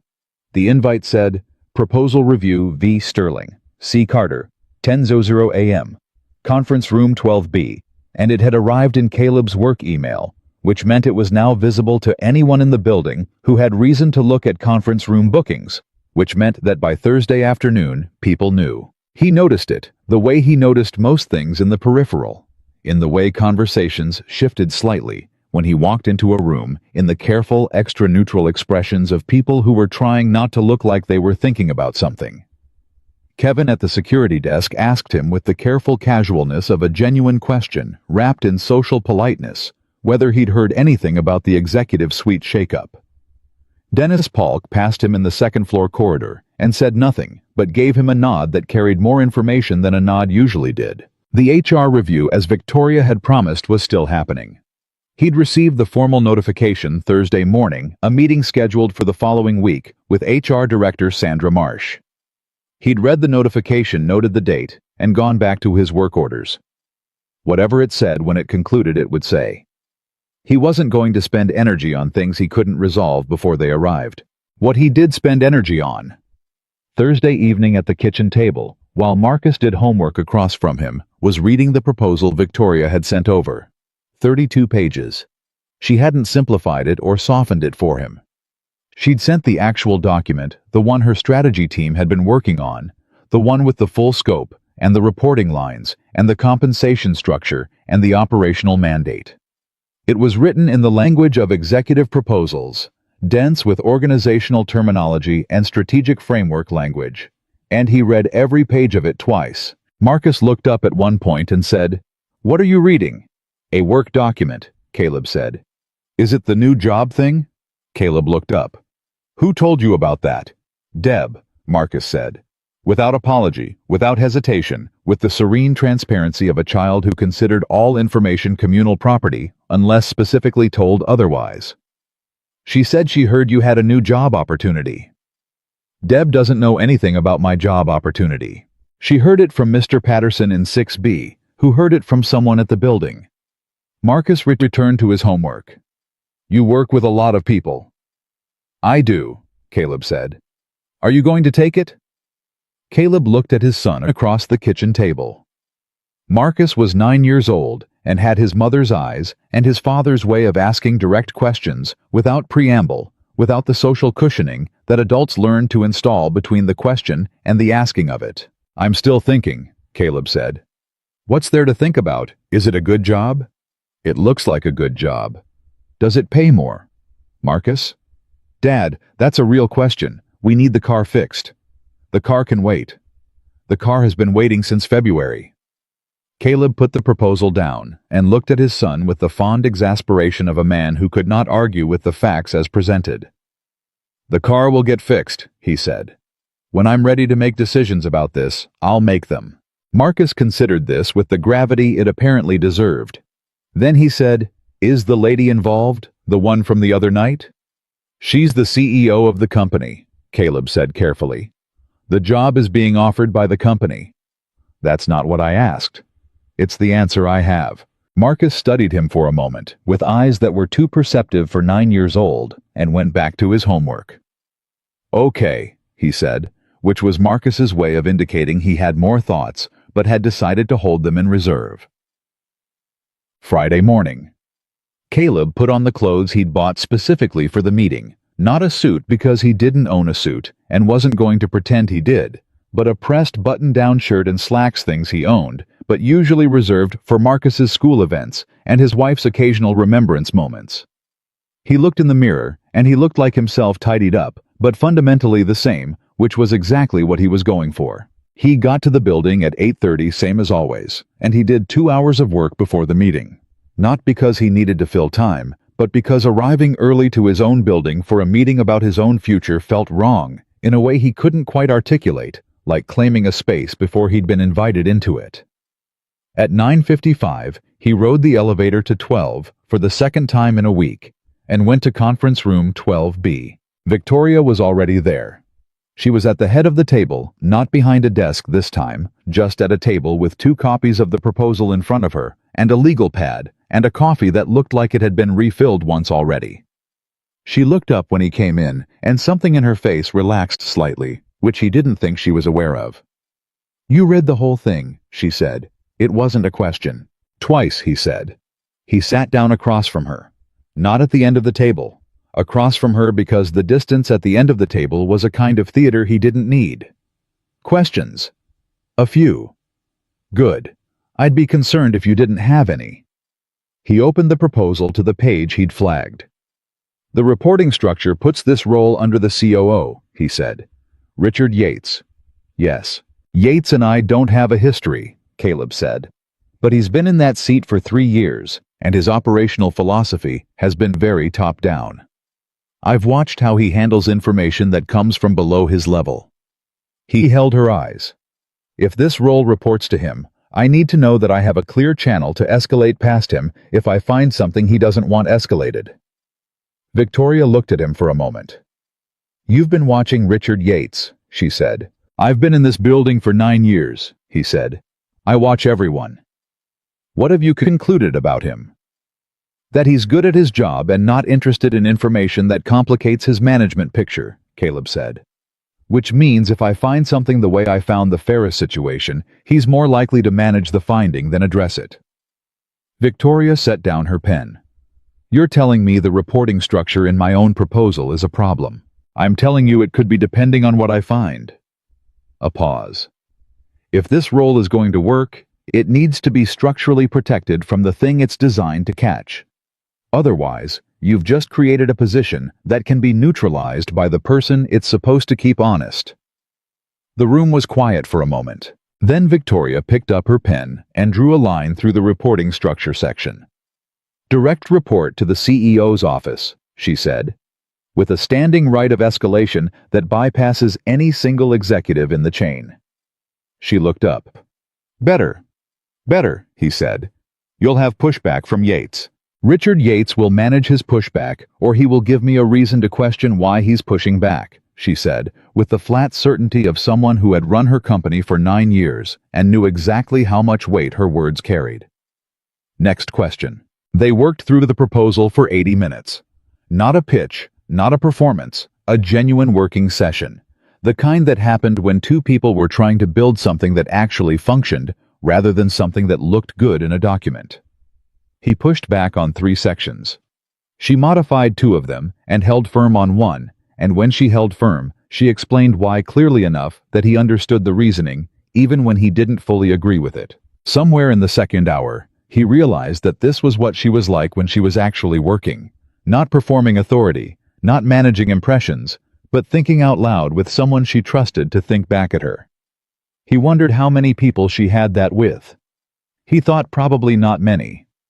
When they finished, she sat back and looked at the marked-up document and said, "Are you in?" He looked at the document. I thought about Tuesday night and the news alert on his phone, and the woman asleep under a football blanket on his couch. He thought about the boardroom and the faces around the table, and the moment he'd looked at Daniel Howe, and Daniel Howe had looked away.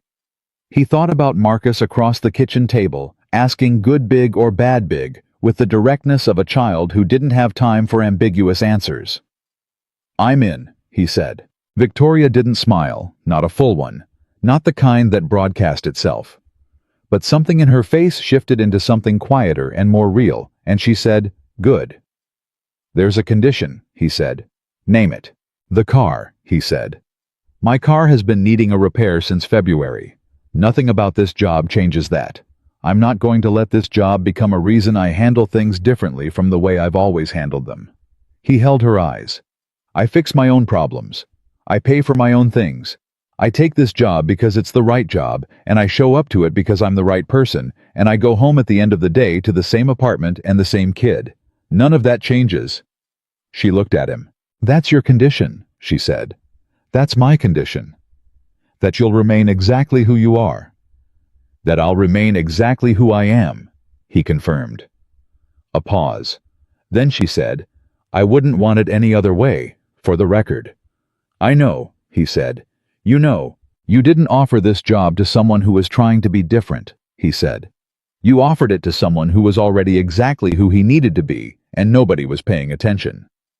He straightened the pages of the marked-up proposal into a neat stack. "So yeah, I know." The formal HR review happened the following Wednesday. Sandra Marsh was a careful, intelligent woman who had been HR director for Sterling Consolidated for 6 years, and who had in that time developed a gift for distinguishing between the letter and the spirit of the policies she was charged with enforcing. She sat across from Caleb in a small conference room on the 3rd floor with the documented account of what had happened at the emergency board meeting in front of her, and asked him in the direct language of someone who wanted the real version, "Walk me through your decision to enter the boardroom." He did. Same way he'd done it in the boardroom itself, clearly, specifically, without embellishment. He told her what he'd heard in the service corridor. He told her why he'd gone to Rose Tatum first. He told her why he'd believed the board needed to hear it before the vote, and why he'd made the judgment that the potential benefit justified the professional risk. When he finished, Sandra was quiet for a moment. "You understood you were going outside your designated role," she said. "Yes," he said. "And you went ahead." "Yes." "Because you believed the information was material to an imminent decision." "Yes." Sandra looked at her notes. Then she looked at him. "I'm going to tell you something that isn't strictly part of this review," she said. "What you're describing is what our whistleblower protection policy is designed to protect. The fact that you came through security rather than directly to HR or legal is a procedural irregularity. But the substance of the action, bringing material information about executive misconduct to an appropriate authority before an irreversible decision, falls squarely within the policy's intent." She paused. "I'm closing the review with no finding of misconduct." Caleb kept his face neutral. "Thank you. I'd also recommend," she said, "that we update the facility's staff orientation to make clear that the whistleblower policy applies to them. In 9 years of working here, no one apparently thought to clarify that." She said this with the measured expression of someone who was noting a gap without specifically assigning the blame for it. "That's not your fault. It's ours." "I'll take that as a compliment," he said. "Take it however you need to," she said. He walked out of the review into the corridor and stood for a moment, the same way he'd stood in the service corridor after telling Rose what he knew, letting the resolution of a thing settle into its proper place rather than rushing past it. Then he went back to work.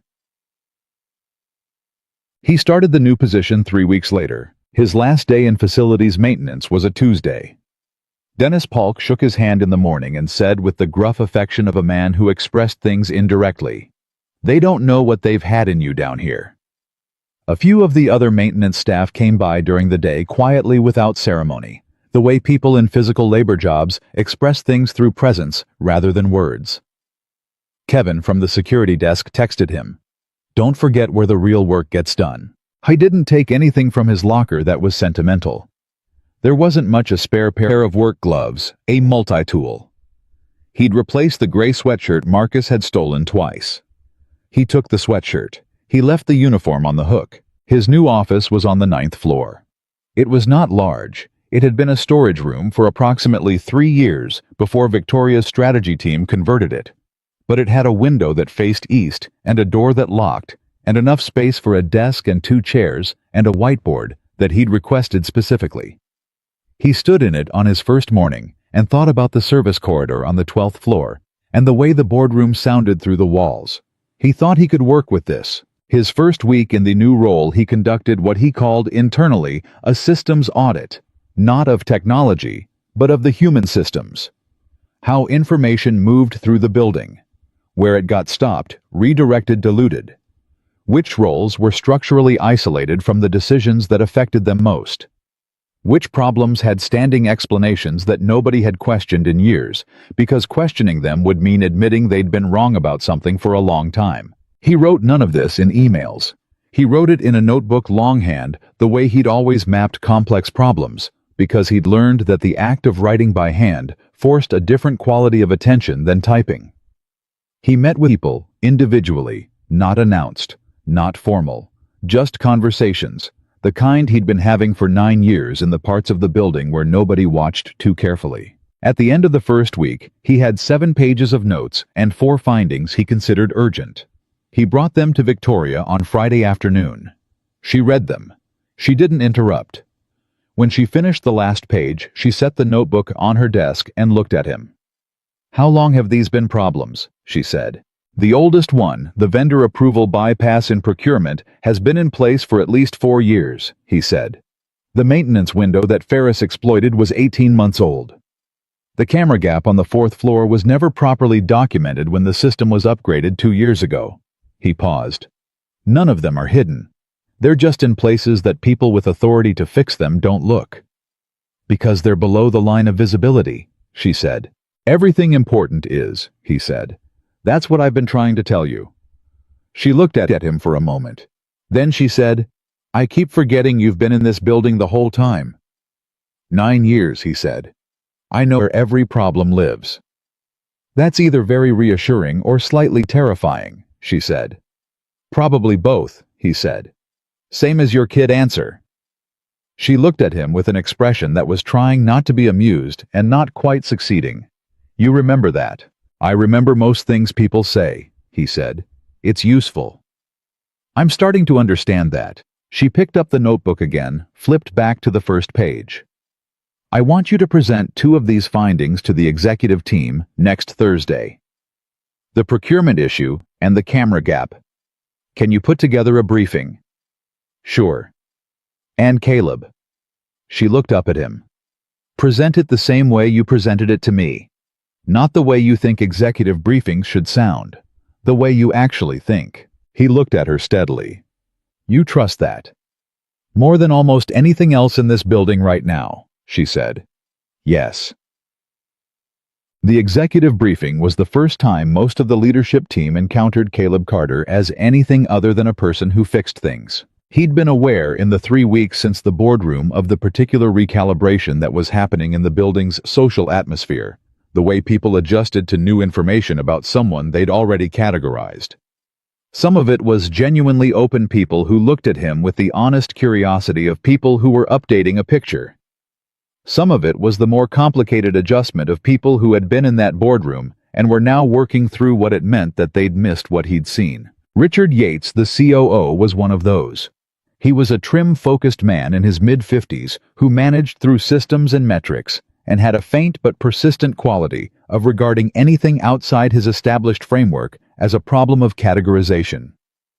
He had received the news of Caleb's new reporting structure directly to the CEO's office, bypassing his own chain with the measured response of a man who was professionally obligated to accept a decision he had not been asked about. He had said nothing directly to Caleb in the 3 weeks since.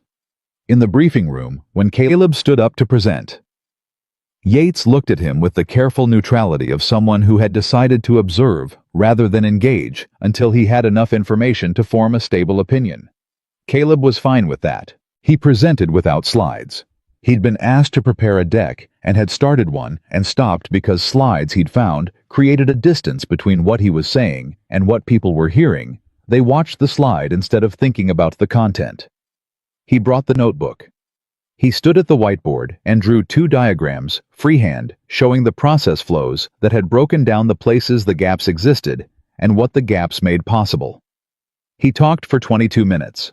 When he finished, the room was quiet for a moment. Then Yates said, "The procurement bypass. You're saying this has been in place for 4 years without audit flags?" "Yes," Caleb said. "How did you identify it?" "3 separate vendor reps have mentioned the same workaround in the past 14 months, Caleb said, in conversations that happened in parts of the building where they assumed no one with authority was listening. He held Yates's gaze steadily. "When you're invisible to people, they tell you things." Yates was quiet for a moment. His expression had shifted just slightly, just enough. Not warmth, not entirely. But the particular kind of recalibration that happened when an intelligent person encountered information that required them to update a model they'd been working from. "You have a unique vantage point," Yates said finally. "I've had it for 9 years," Caleb said. "The vantage point was always there. The position is new." Another silence. Then Yates looked at Victoria. "This should go to the audit committee," he said. "Both items." "Agreed," Victoria said. She looked at Caleb. "Can you be available for the audit committee meeting next month?" "I'll be there," Caleb said.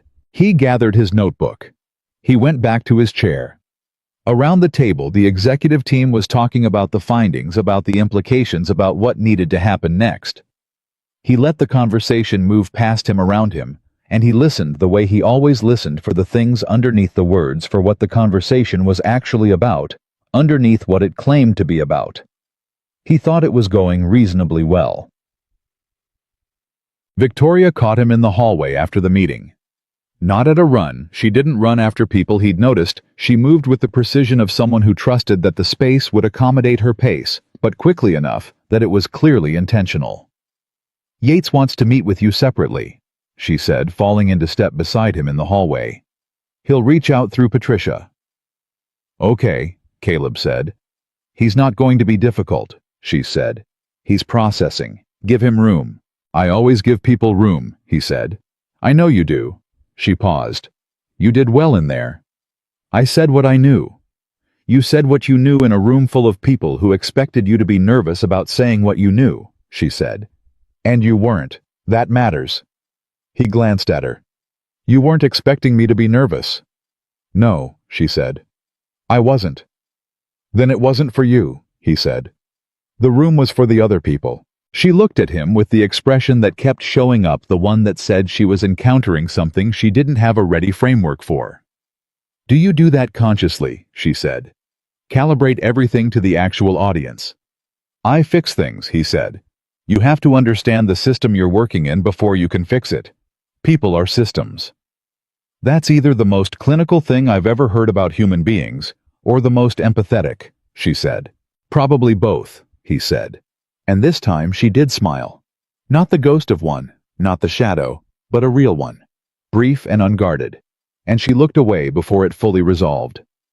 They walked for a few seconds in the kind of quiet that had developed between them in the past 3 weeks. The specific quiet of two people who had spent enough time in honest conversation that silence had stopped being awkward and started being information. Then she said, "Marcus has a game this weekend." He looked at her. "How do you know that?" "You mentioned it Tuesday," she said. "I pay attention to things people say. You're not the only one." He was quiet for a moment. "Saturday at 10, he said. "Columbus Youth Soccer, the field on Morse Road." She didn't say anything else. She turned at the next intersection of corridors and went back toward the executive wing, and he continued to the elevator, and neither of them made any plans or commitments or arrangements. But on Saturday morning at 10:15, with Marcus on the field, and Caleb standing on the sideline with a cup of coffee he'd bought from the cart by the parking lot, a woman in jeans and a plain jacket appeared at the edge of the field and stood about 15 feet away and watched. She was very obviously trying not to be noticed. She was very obviously Victoria Sterling. Caleb looked at her for a moment. She looked back at him. He lifted his coffee cup in something that could have been a greeting. She dipped her chin in something that could have been an acknowledgement. Then they both watched the game. Marcus's team was playing with the particular chaotic energy of 9-year-olds who collectively understood the rules and individually interpreted them according to their own priorities. Marcus, who was fast but short, had a habit of getting to the ball before anyone else, and then making decisions about what to do with it that were ambitious and occasionally brilliant and sometimes completely inexplicable. He scored in the 23rd minute on a shot that came from an angle that Caleb was genuinely unsure. Marcus had planned. The kid ran to the sideline with his arms out, found his father's face in the small crowd, and pointed at him in the way they'd had since Marcus scored his first goal 2 years ago, the specific two-finger point that meant that one was for you. Caleb pointed back. Marcus ran back to the field. Caleb looked sideways. Victoria was looking at him, not the field, and her face had an expression he hadn't seen on her before. Something open and uncomplicated and quiet. The look of a person watching something they didn't know they'd been missing until they saw it. She looked at the field when she noticed him looking. He looked at his coffee. At halftime, Marcus ran over for water and stopped when he saw Victoria. He looked at her. He looked at his father. He looked back at her. "You came to my game," Marcus said. "I was in the area," Victoria said with the particular transparency of someone who was a terrible liar when they weren't lying about work. Marcus looked at his father again, with the expression of a 9-year-old who understood perfectly well that adults said "I was in the area" when they didn't want to admit to something, and who found this charming rather than deceptive. "Did you see the goal?" Marcus asked her. "I did," she said. "It was good, right? It was a very good goal." Marcus appeared satisfied. He drank his water. He looked at Victoria with the direct, unself-conscious assessment that he'd been applying to her since the first night when he'd come out of his room at 2:43 in the morning and found her on the couch and asked if she was okay. "You can stand with my dad if you want," Marcus said. "He gets lonely at these things." "Marcus," Caleb said. "You do," Marcus said with absolute certainty. "You always look happy when someone's standing with you." He ran back to the field. Caleb stood with his coffee and didn't look at Victoria. Victoria stood beside him, 15 feet, becoming 10 feet, becoming the comfortable distance of two people who had decided without discussing it that this was fine. "He's not wrong," she said quietly. "He's 9, Caleb said. "He doesn't have a filter. He says what's true," she said. "There's a difference." Caleb looked at the field where Marcus was already back in the middle of things, arguing about something with Dion, with the passionate specificity of a kid who cared deeply about soccer rules. "Yeah," Caleb said. "There is." The second half started. They stood together on the sideline in the October morning and watched a 9-year-old play soccer, and the city moved around them the way cities did, enormous and indifferent and full of lives, happening in parallel, and in the middle of all of it, on a field. On Morse Road, two people who had come from entirely different directions stood close enough that it didn't need a name yet. It just needed to be true. 3 weeks after the soccer game. Caleb sat at his new desk on the 9th floor on a Thursday evening after everyone else had gone home. He had a habit of staying late on Thursdays, not because the work required it, but because Thursday evenings had become the time he did his real thinking, the time without the interruption of the workday's traffic. He kept Marcus with Deb on Thursdays, and Deb made them dinner, and Marcus reported every Friday that Deb's cooking was superior to Caleb's in at least 4 specific categories, which he was willing to enumerate if asked. His phone buzzed. A text from V. Sterling, which was still how she appeared in his contacts, despite everything. "You're still in the building." He looked at the building's occupancy system, that now in his new role he had actual administrative access to. It showed 2 active badge swipes on the floors above the security desk cutoff, his and hers. He typed back, "So are you. I'm always here late. What's your excuse?" Thinking. About what? He looked at the notebook open in front of him. Page 31, the running tally of systems findings he'd been compiling since his first week. He looked at the east-facing window and the night version of Columbus beyond it. He typed about how things were a month ago and how they are now. 3 dots. Then, how were they? He thought about the apartment at 2 in the morning, the fist on the door, the woman on the other side of it who had said his name and meant it and collapsed into his arms when he opened the door. He thought about the 9 years before, the invisible years, the years of fixing things that nobody credited and knowing things that nobody asked about, and being exactly who he was in a building full of people who had decided what he was and stopped looking any closer. He typed different. They were different. A pause. Then, better now. He looked at the window. He thought about Marcus pointing at him from the soccer field. He thought about the marked-up proposal on Victoria's desk, and Richard Yates's recalibrating expression, and Dennis Polk's handshake, and the sound of the boardroom through the service corridor wall. He typed, yes. Her response took a few seconds. Then me too. Go home, Caleb. Marcus should see you before he goes to sleep. He smiled. It was small and private, the smile of a man who was not accustomed to being known and was still adjusting to what it felt like. He closed the notebook. He put on his jacket. He turned off the desk lamp and the room went dark, except for the ambient light from the window. He went home. Marcus was already in bed when he got there, but the reading light was on and the book was open, and when Caleb pushed the door, the required 3 inches, Marcus said without looking up, "You were late." "I was thinking," Caleb said. "Deb's pasta is better than yours," Marcus said. "For the record." "I know," Caleb said. "I'm just saying." "Good night, Marcus." "Night." A pause. "Dad?" "Yeah." "Is the lady coming to the game next Saturday?" Caleb leaned in the doorway. "I don't know. You could ask her," Marcus said, with the simple logic of a kid who didn't understand why adults made obvious things complicated. Caleb thought about that for a moment. "I could," he said. "She liked the game," Marcus said.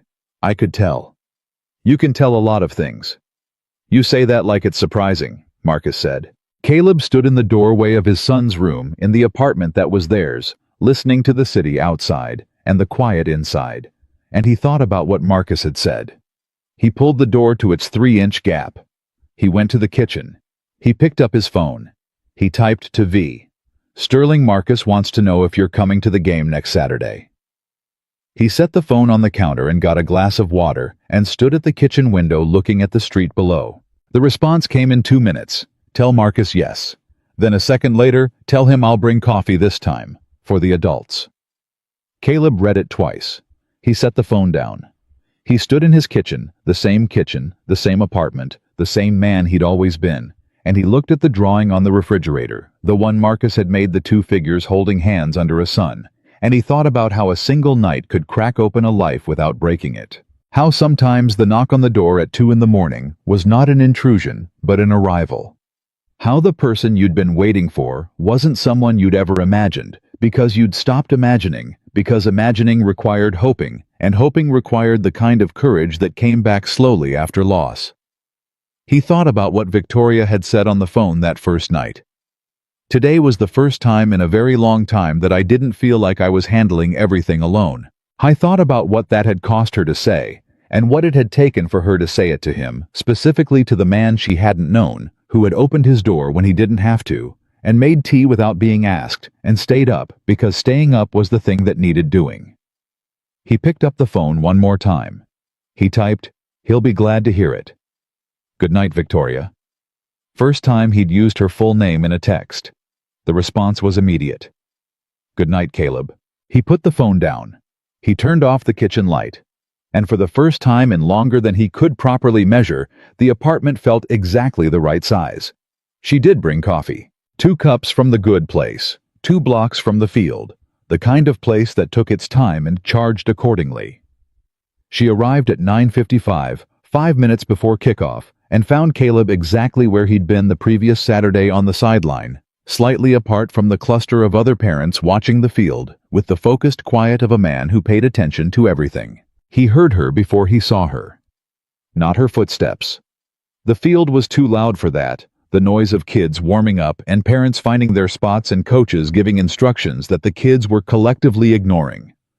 He heard it in a different way, the way you heard something you'd been waiting for without admitting you were waiting for it. She held out a cup. He took it. "You found parking," he said. "Eventually," she said. "I may have parked in a spot that was optimistically interpreted." Optimistically interpreted. It said no parking 8 a.m. to 10 a.m. She looked at her watch. "It's 9:56. 4 minutes," he said. "I'm aware," she said. He almost smiled. She was looking at the field where Marcus was doing whatever it was Marcus did in warm-ups, which appeared to involve a lot of talking and a moderate amount of actual warming up, and her face had the same open quality it had carried the week before. The quality he'd started to think of as her real face, the one that existed underneath the one she wore for the world. "He saw me," she said. "He sees everything," Caleb said. On the field, Marcus had in fact spotted Victoria and was in the process of communicating this to Dion through a series of gestures that were not subtle. Dion looked at the sideline, assessed the situation with the practical interest of a 9-year-old, and then apparently said something that made Marcus shove him on the shoulder. "What did Dion say?" Victoria asked. "I genuinely don't want to know," Caleb said. She laughed. It was a real one, the kind that came up before a person could decide whether to let it or not, unpolished and unperformed, and it lasted for about 2 seconds before she recovered herself. She looked at her coffee cup. He looked at the field. "Marcus told me something this week," Caleb said. "What?" He said, and I'm quoting directly, "Dad, she's a regular person when she's not being the boss." He looked at her. He meant it as a compliment. "I know he did," she said. "That might be the best thing anyone's said to me in years." "He also said your coffee choice was good," Caleb said, which in Marcus's value system is a significant endorsement. "I'll take it," she said. Made. 6 months passed, the way. Good time passes, not quickly, not slowly, but with the feeling of weight and substance of things actually happening that mattered. Caleb's role expanded in the way that roles expand when the person in them turns out to be exactly what was needed, not because anyone planned the expansion, but because the problems kept revealing themselves and he kept being the person who could see them clearly and say what they were. By February, he had a team of 3. By March, the audit committee had adopted 4 of his findings into formal policy changes. By April, Richard Yates had stopped treating him like an unexpected variable and started treating him like what he was, someone who knew where the problems lived before the problems became crises. Yates never said anything directly about the shift. He didn't need to. He was the kind of man who expressed respect through behavior rather than declaration, and the behavior was enough. He started forwarding Caleb operational concerns before they became formal reports.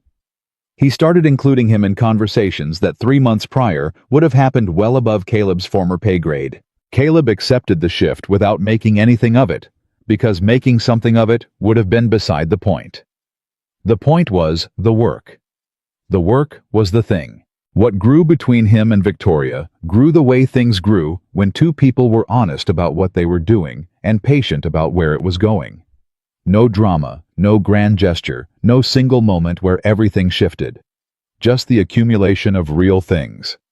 Saturday soccer games and Thursday evenings in adjacent offices, and the conversations that happened in the gap between professional and personal, where neither of them had been willing to live for a long time, and both of them were slowly learning how. She came to a school event in March, Marcus's science fair, which Marcus had been preparing for with an intensity that suggested he understood winning on a level that other 9-year-olds had not yet accessed.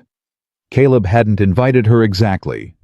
He'd mentioned it in passing, and she'd said what day with the particular careful casualness of someone who was asking genuinely rather than socially, and he'd told her, and she'd shown up. Marcus's project won 2nd place, which Marcus accepted with the philosophical grace of someone who was already planning how to win 1st place next year.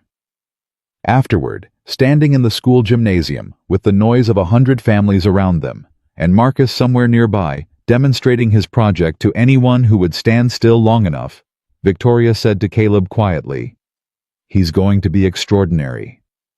"He already is," Caleb said. "I know," she said. "I meant the world is going to figure that out eventually." He looked at her.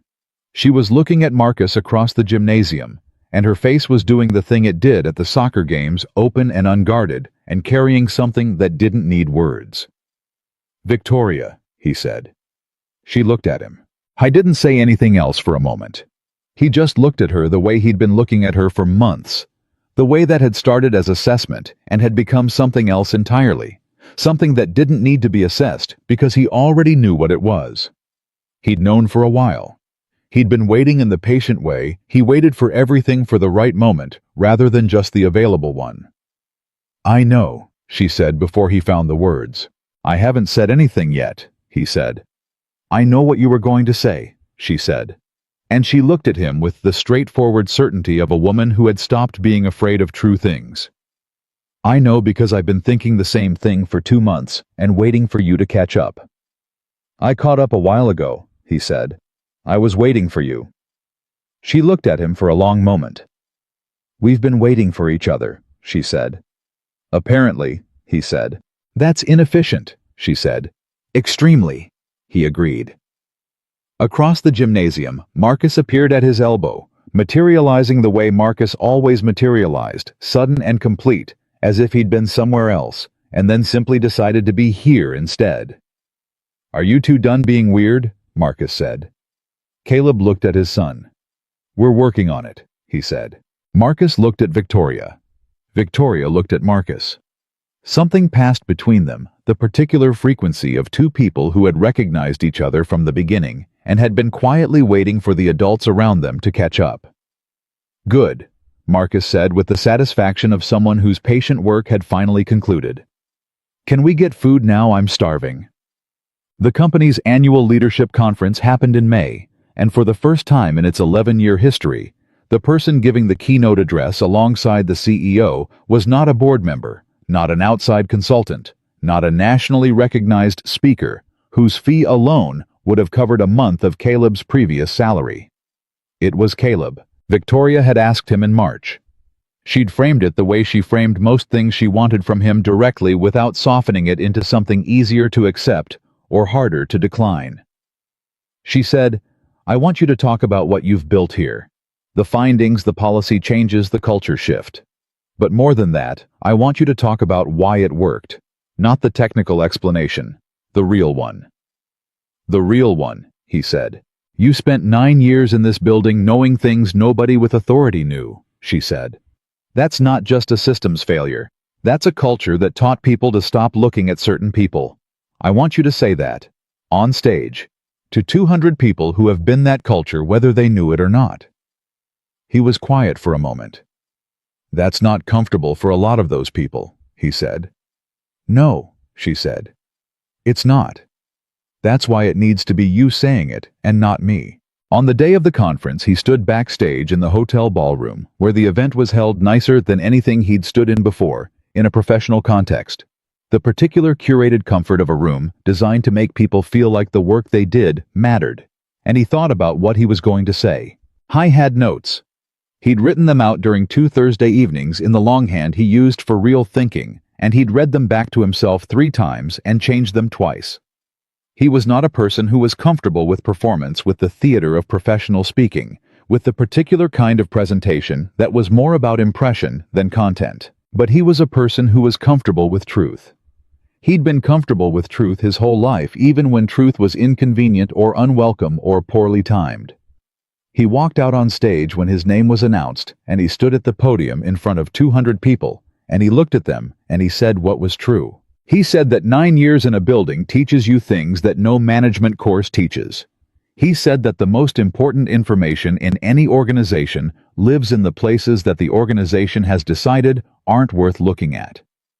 He said that the people who maintain the systems, who understand how the physical world of the company actually functions, are the people with the clearest view of where the company is fragile, and that ignoring their perspective wasn't just inefficient, it was dangerous. He said that a company that only listened to the people it had already decided mattered would always be blind to the problems that were growing in the places it had decided didn't.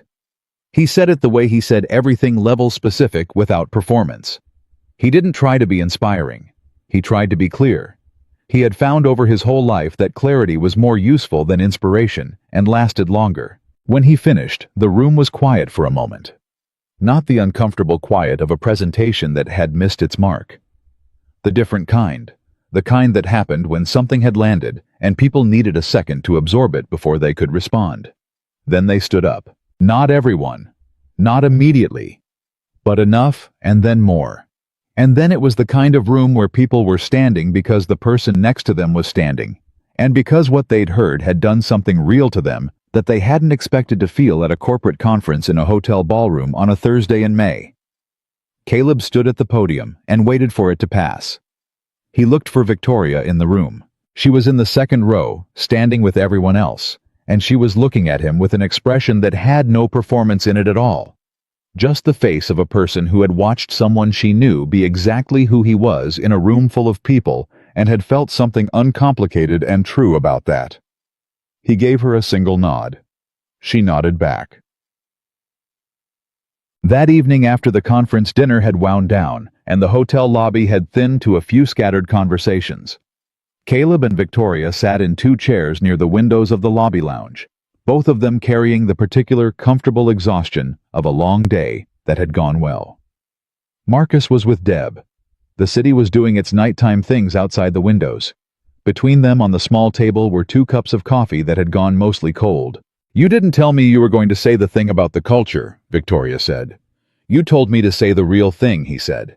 "That was the real thing." "It was," she said. 3 people came up to me afterward and said it was the most important thing they'd heard at a company event in years. "What did you say?" "I said I knew the person who said it very well," she said, "and that I was still catching up to everything he knew." He looked at her. "You said that," he said. "In front of 2 of my board members," she said. "Yes." He was quiet for a moment. Then, "That cost you something, with the board." "Some of them," she said. "The ones who are still adjusting to the idea that authority and wisdom don't automatically travel together." She looked at him steadily. "I'm not interested in managing their adjustment anymore. I'm interested in building something that actually works." "That's a different company than the one you were running 8 months ago," he said. "Yes," she said. "It is." A pause. "You changed it." "You changed it," he said. "I just showed you where to look." She shook her head slightly. "That's not, Caleb, you don't have to do that." "Do what?" "Give me the credit," she said. "You can take credit for the things you actually did. It won't make me feel smaller." He looked at her. "Okay," he said. "We changed it." She held his gaze.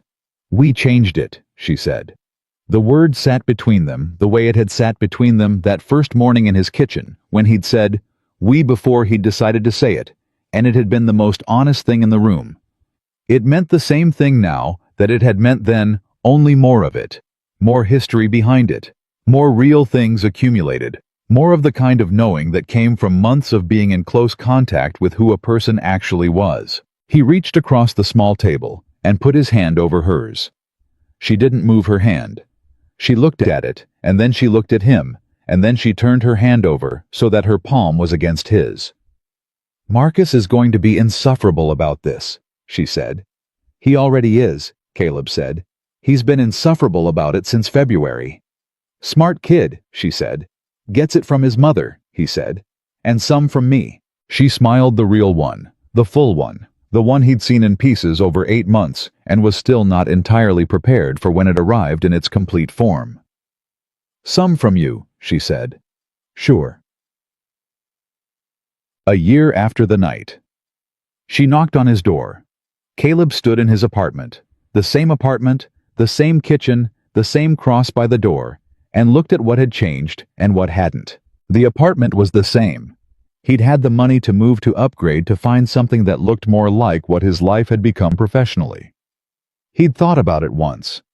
Then he'd looked at the drawing on the refrigerator, and the cross by the door, and the couch where she'd slept under Marcus's football blanket, and he'd understood that some things anchored you not because you couldn't afford to leave them, but because leaving them would mean losing something you needed to keep. Marcus was in the back room doing homework. He was 10 now and insufferable in new and more sophisticated ways that Caleb privately found deeply funny and publicly managed with the patience the job required. Victoria was coming for dinner. A real dinner, not a work conversation that happened to occur over food, but dinner, the kind that Marcus had requested specifically and planned extensively, and had opinions about the menu for that. Caleb had largely accommodated because Marcus's opinions about food had become in the past year surprisingly reliable. Caleb stood in the kitchen and he thought about the night it started. He thought about the fist on the door and the woman in the hallway and the choice he'd almost made and then hadn't. He thought about how close it had been, how many years of stay out of other people's problems had almost won that night. How different everything would be if it had. I thought about what his wife used to say. She'd said it so many times that he heard it in her voice, still clear and specific. "Caleb, you can't fix anything you don't look at." She'd meant it about pipes and circuits and mechanical things, the things he spent his days fixing. But she'd also meant it more broadly, in the way she meant most things more broadly than she said them. She'd been that kind of person, the kind who spoke in layers. He'd spent 2 years after she died not looking at things. And then a woman had knocked on his door in the middle of the night, and he'd looked. The doorbell rang. Not a knock. He'd finally, 3 months ago, fixed the doorbell that had been broken for a year and a half, which Marcus had received as an event of significant household importance. He heard Marcus's door open and his son's footsteps in the hallway, and Marcus's voice saying, "I got it," with the proprietary authority of a 10-year-old who had decided that answering the door was his domain. He heard the door open. He heard Marcus say, "You brought dessert." He heard Victoria say, "I always bring dessert." "Last time you brought the fancy kind," Marcus said. "Is this the fancy kind?" "It's the fancy kind." "Okay, come in." Caleb stood in his kitchen and listened to the sound of his son letting someone in, and the door closing behind her, and footsteps coming down the hall toward him, and the ordinary, extraordinary fact of his life continuing in the direction it had chosen the night he'd stood at his peephole and made the only decision that mattered. Victoria appeared in the kitchen doorway. She was in the version of herself she'd become comfortable with in his space. Not the CEO, not the armor, just her carrying a white bakery box and looking at him with the particular warmth of someone who had come home to something. "You started without me," she said, looking at the pan on the stove. "You were late," he said. "I was 4 minutes late." "Optimistically interpreted," he said. She laughed. She set the bakery box on the counter and came to stand beside him at the stove, and she looked at what he was making and she said, "Is that the sauce from scratch?" "It's Thursday," he said. "Thursday is the good sauce," Marcus called from the hallway, demonstrating the auditory reach that was one of the more remarkable features of his particular 10-year-old existence. "You're supposed to be doing homework," Caleb said. "I finished," Marcus said. Then appearing in the kitchen doorway, "Can I have dessert first?" "No," Caleb said. "Can I have a small piece of dessert while I wait for dinner?" "That's the same question," Victoria said. "It's a different framing," Marcus said. Caleb looked at Victoria. Victoria looked at Caleb. Between them passed the specific wordless communication of two people who had spent enough time together that certain looks carried full conversations. 10 minutes, Caleb said. "Set the table." Marcus disappeared, the sounds of table setting somewhat theatrical in their performance, communicating through the volume of silverware placement that Marcus considered this a significant imposition came from the dining area. Victoria was still standing beside him at the stove. "Good day," she said. "Good day," he said. "You?" "Better now," she said. He looked at her. She was looking at the stove, at the sauce he'd made from scratch, the way he always made it on Thursdays in the apartment, that was still his and Marcus's, and now also had her fingerprints on it in the way places got another person's fingerprints, when that person came often enough and stayed long enough and mattered enough to leave something of themselves behind. This was the life he had. Not the one he'd planned, because plans had stopped feeling reliable after the hospital called at 3 in the morning 2 years before this story started. Not the one he'd imagined, because he'd stopped imagining for a while, and imagination came back slowly once it started coming back at all. But this one. The real one. The one that had arrived through a closed door at 2 in the morning, because he'd been exactly who he was in exactly the right place at exactly the necessary moment. The ordinary man who turned out to be the only person who could do the thing that needed doing. The man nobody had looked at closely enough. The man who had simply kept the light on. He stirred the sauce. Marcus set the table badly and didn't care. Victoria opened the bakery box and stole a small piece of whatever was inside it and didn't apologize. And Caleb stood in his kitchen. The same kitchen, the same man, the same ordinary and extraordinary life, and understood with the complete and settled certainty of someone who has stopped being surprised by what really matters. that the most important things never announce themselves. They knocked on your door at 2 in the morning, and everything depended on whether you opened it.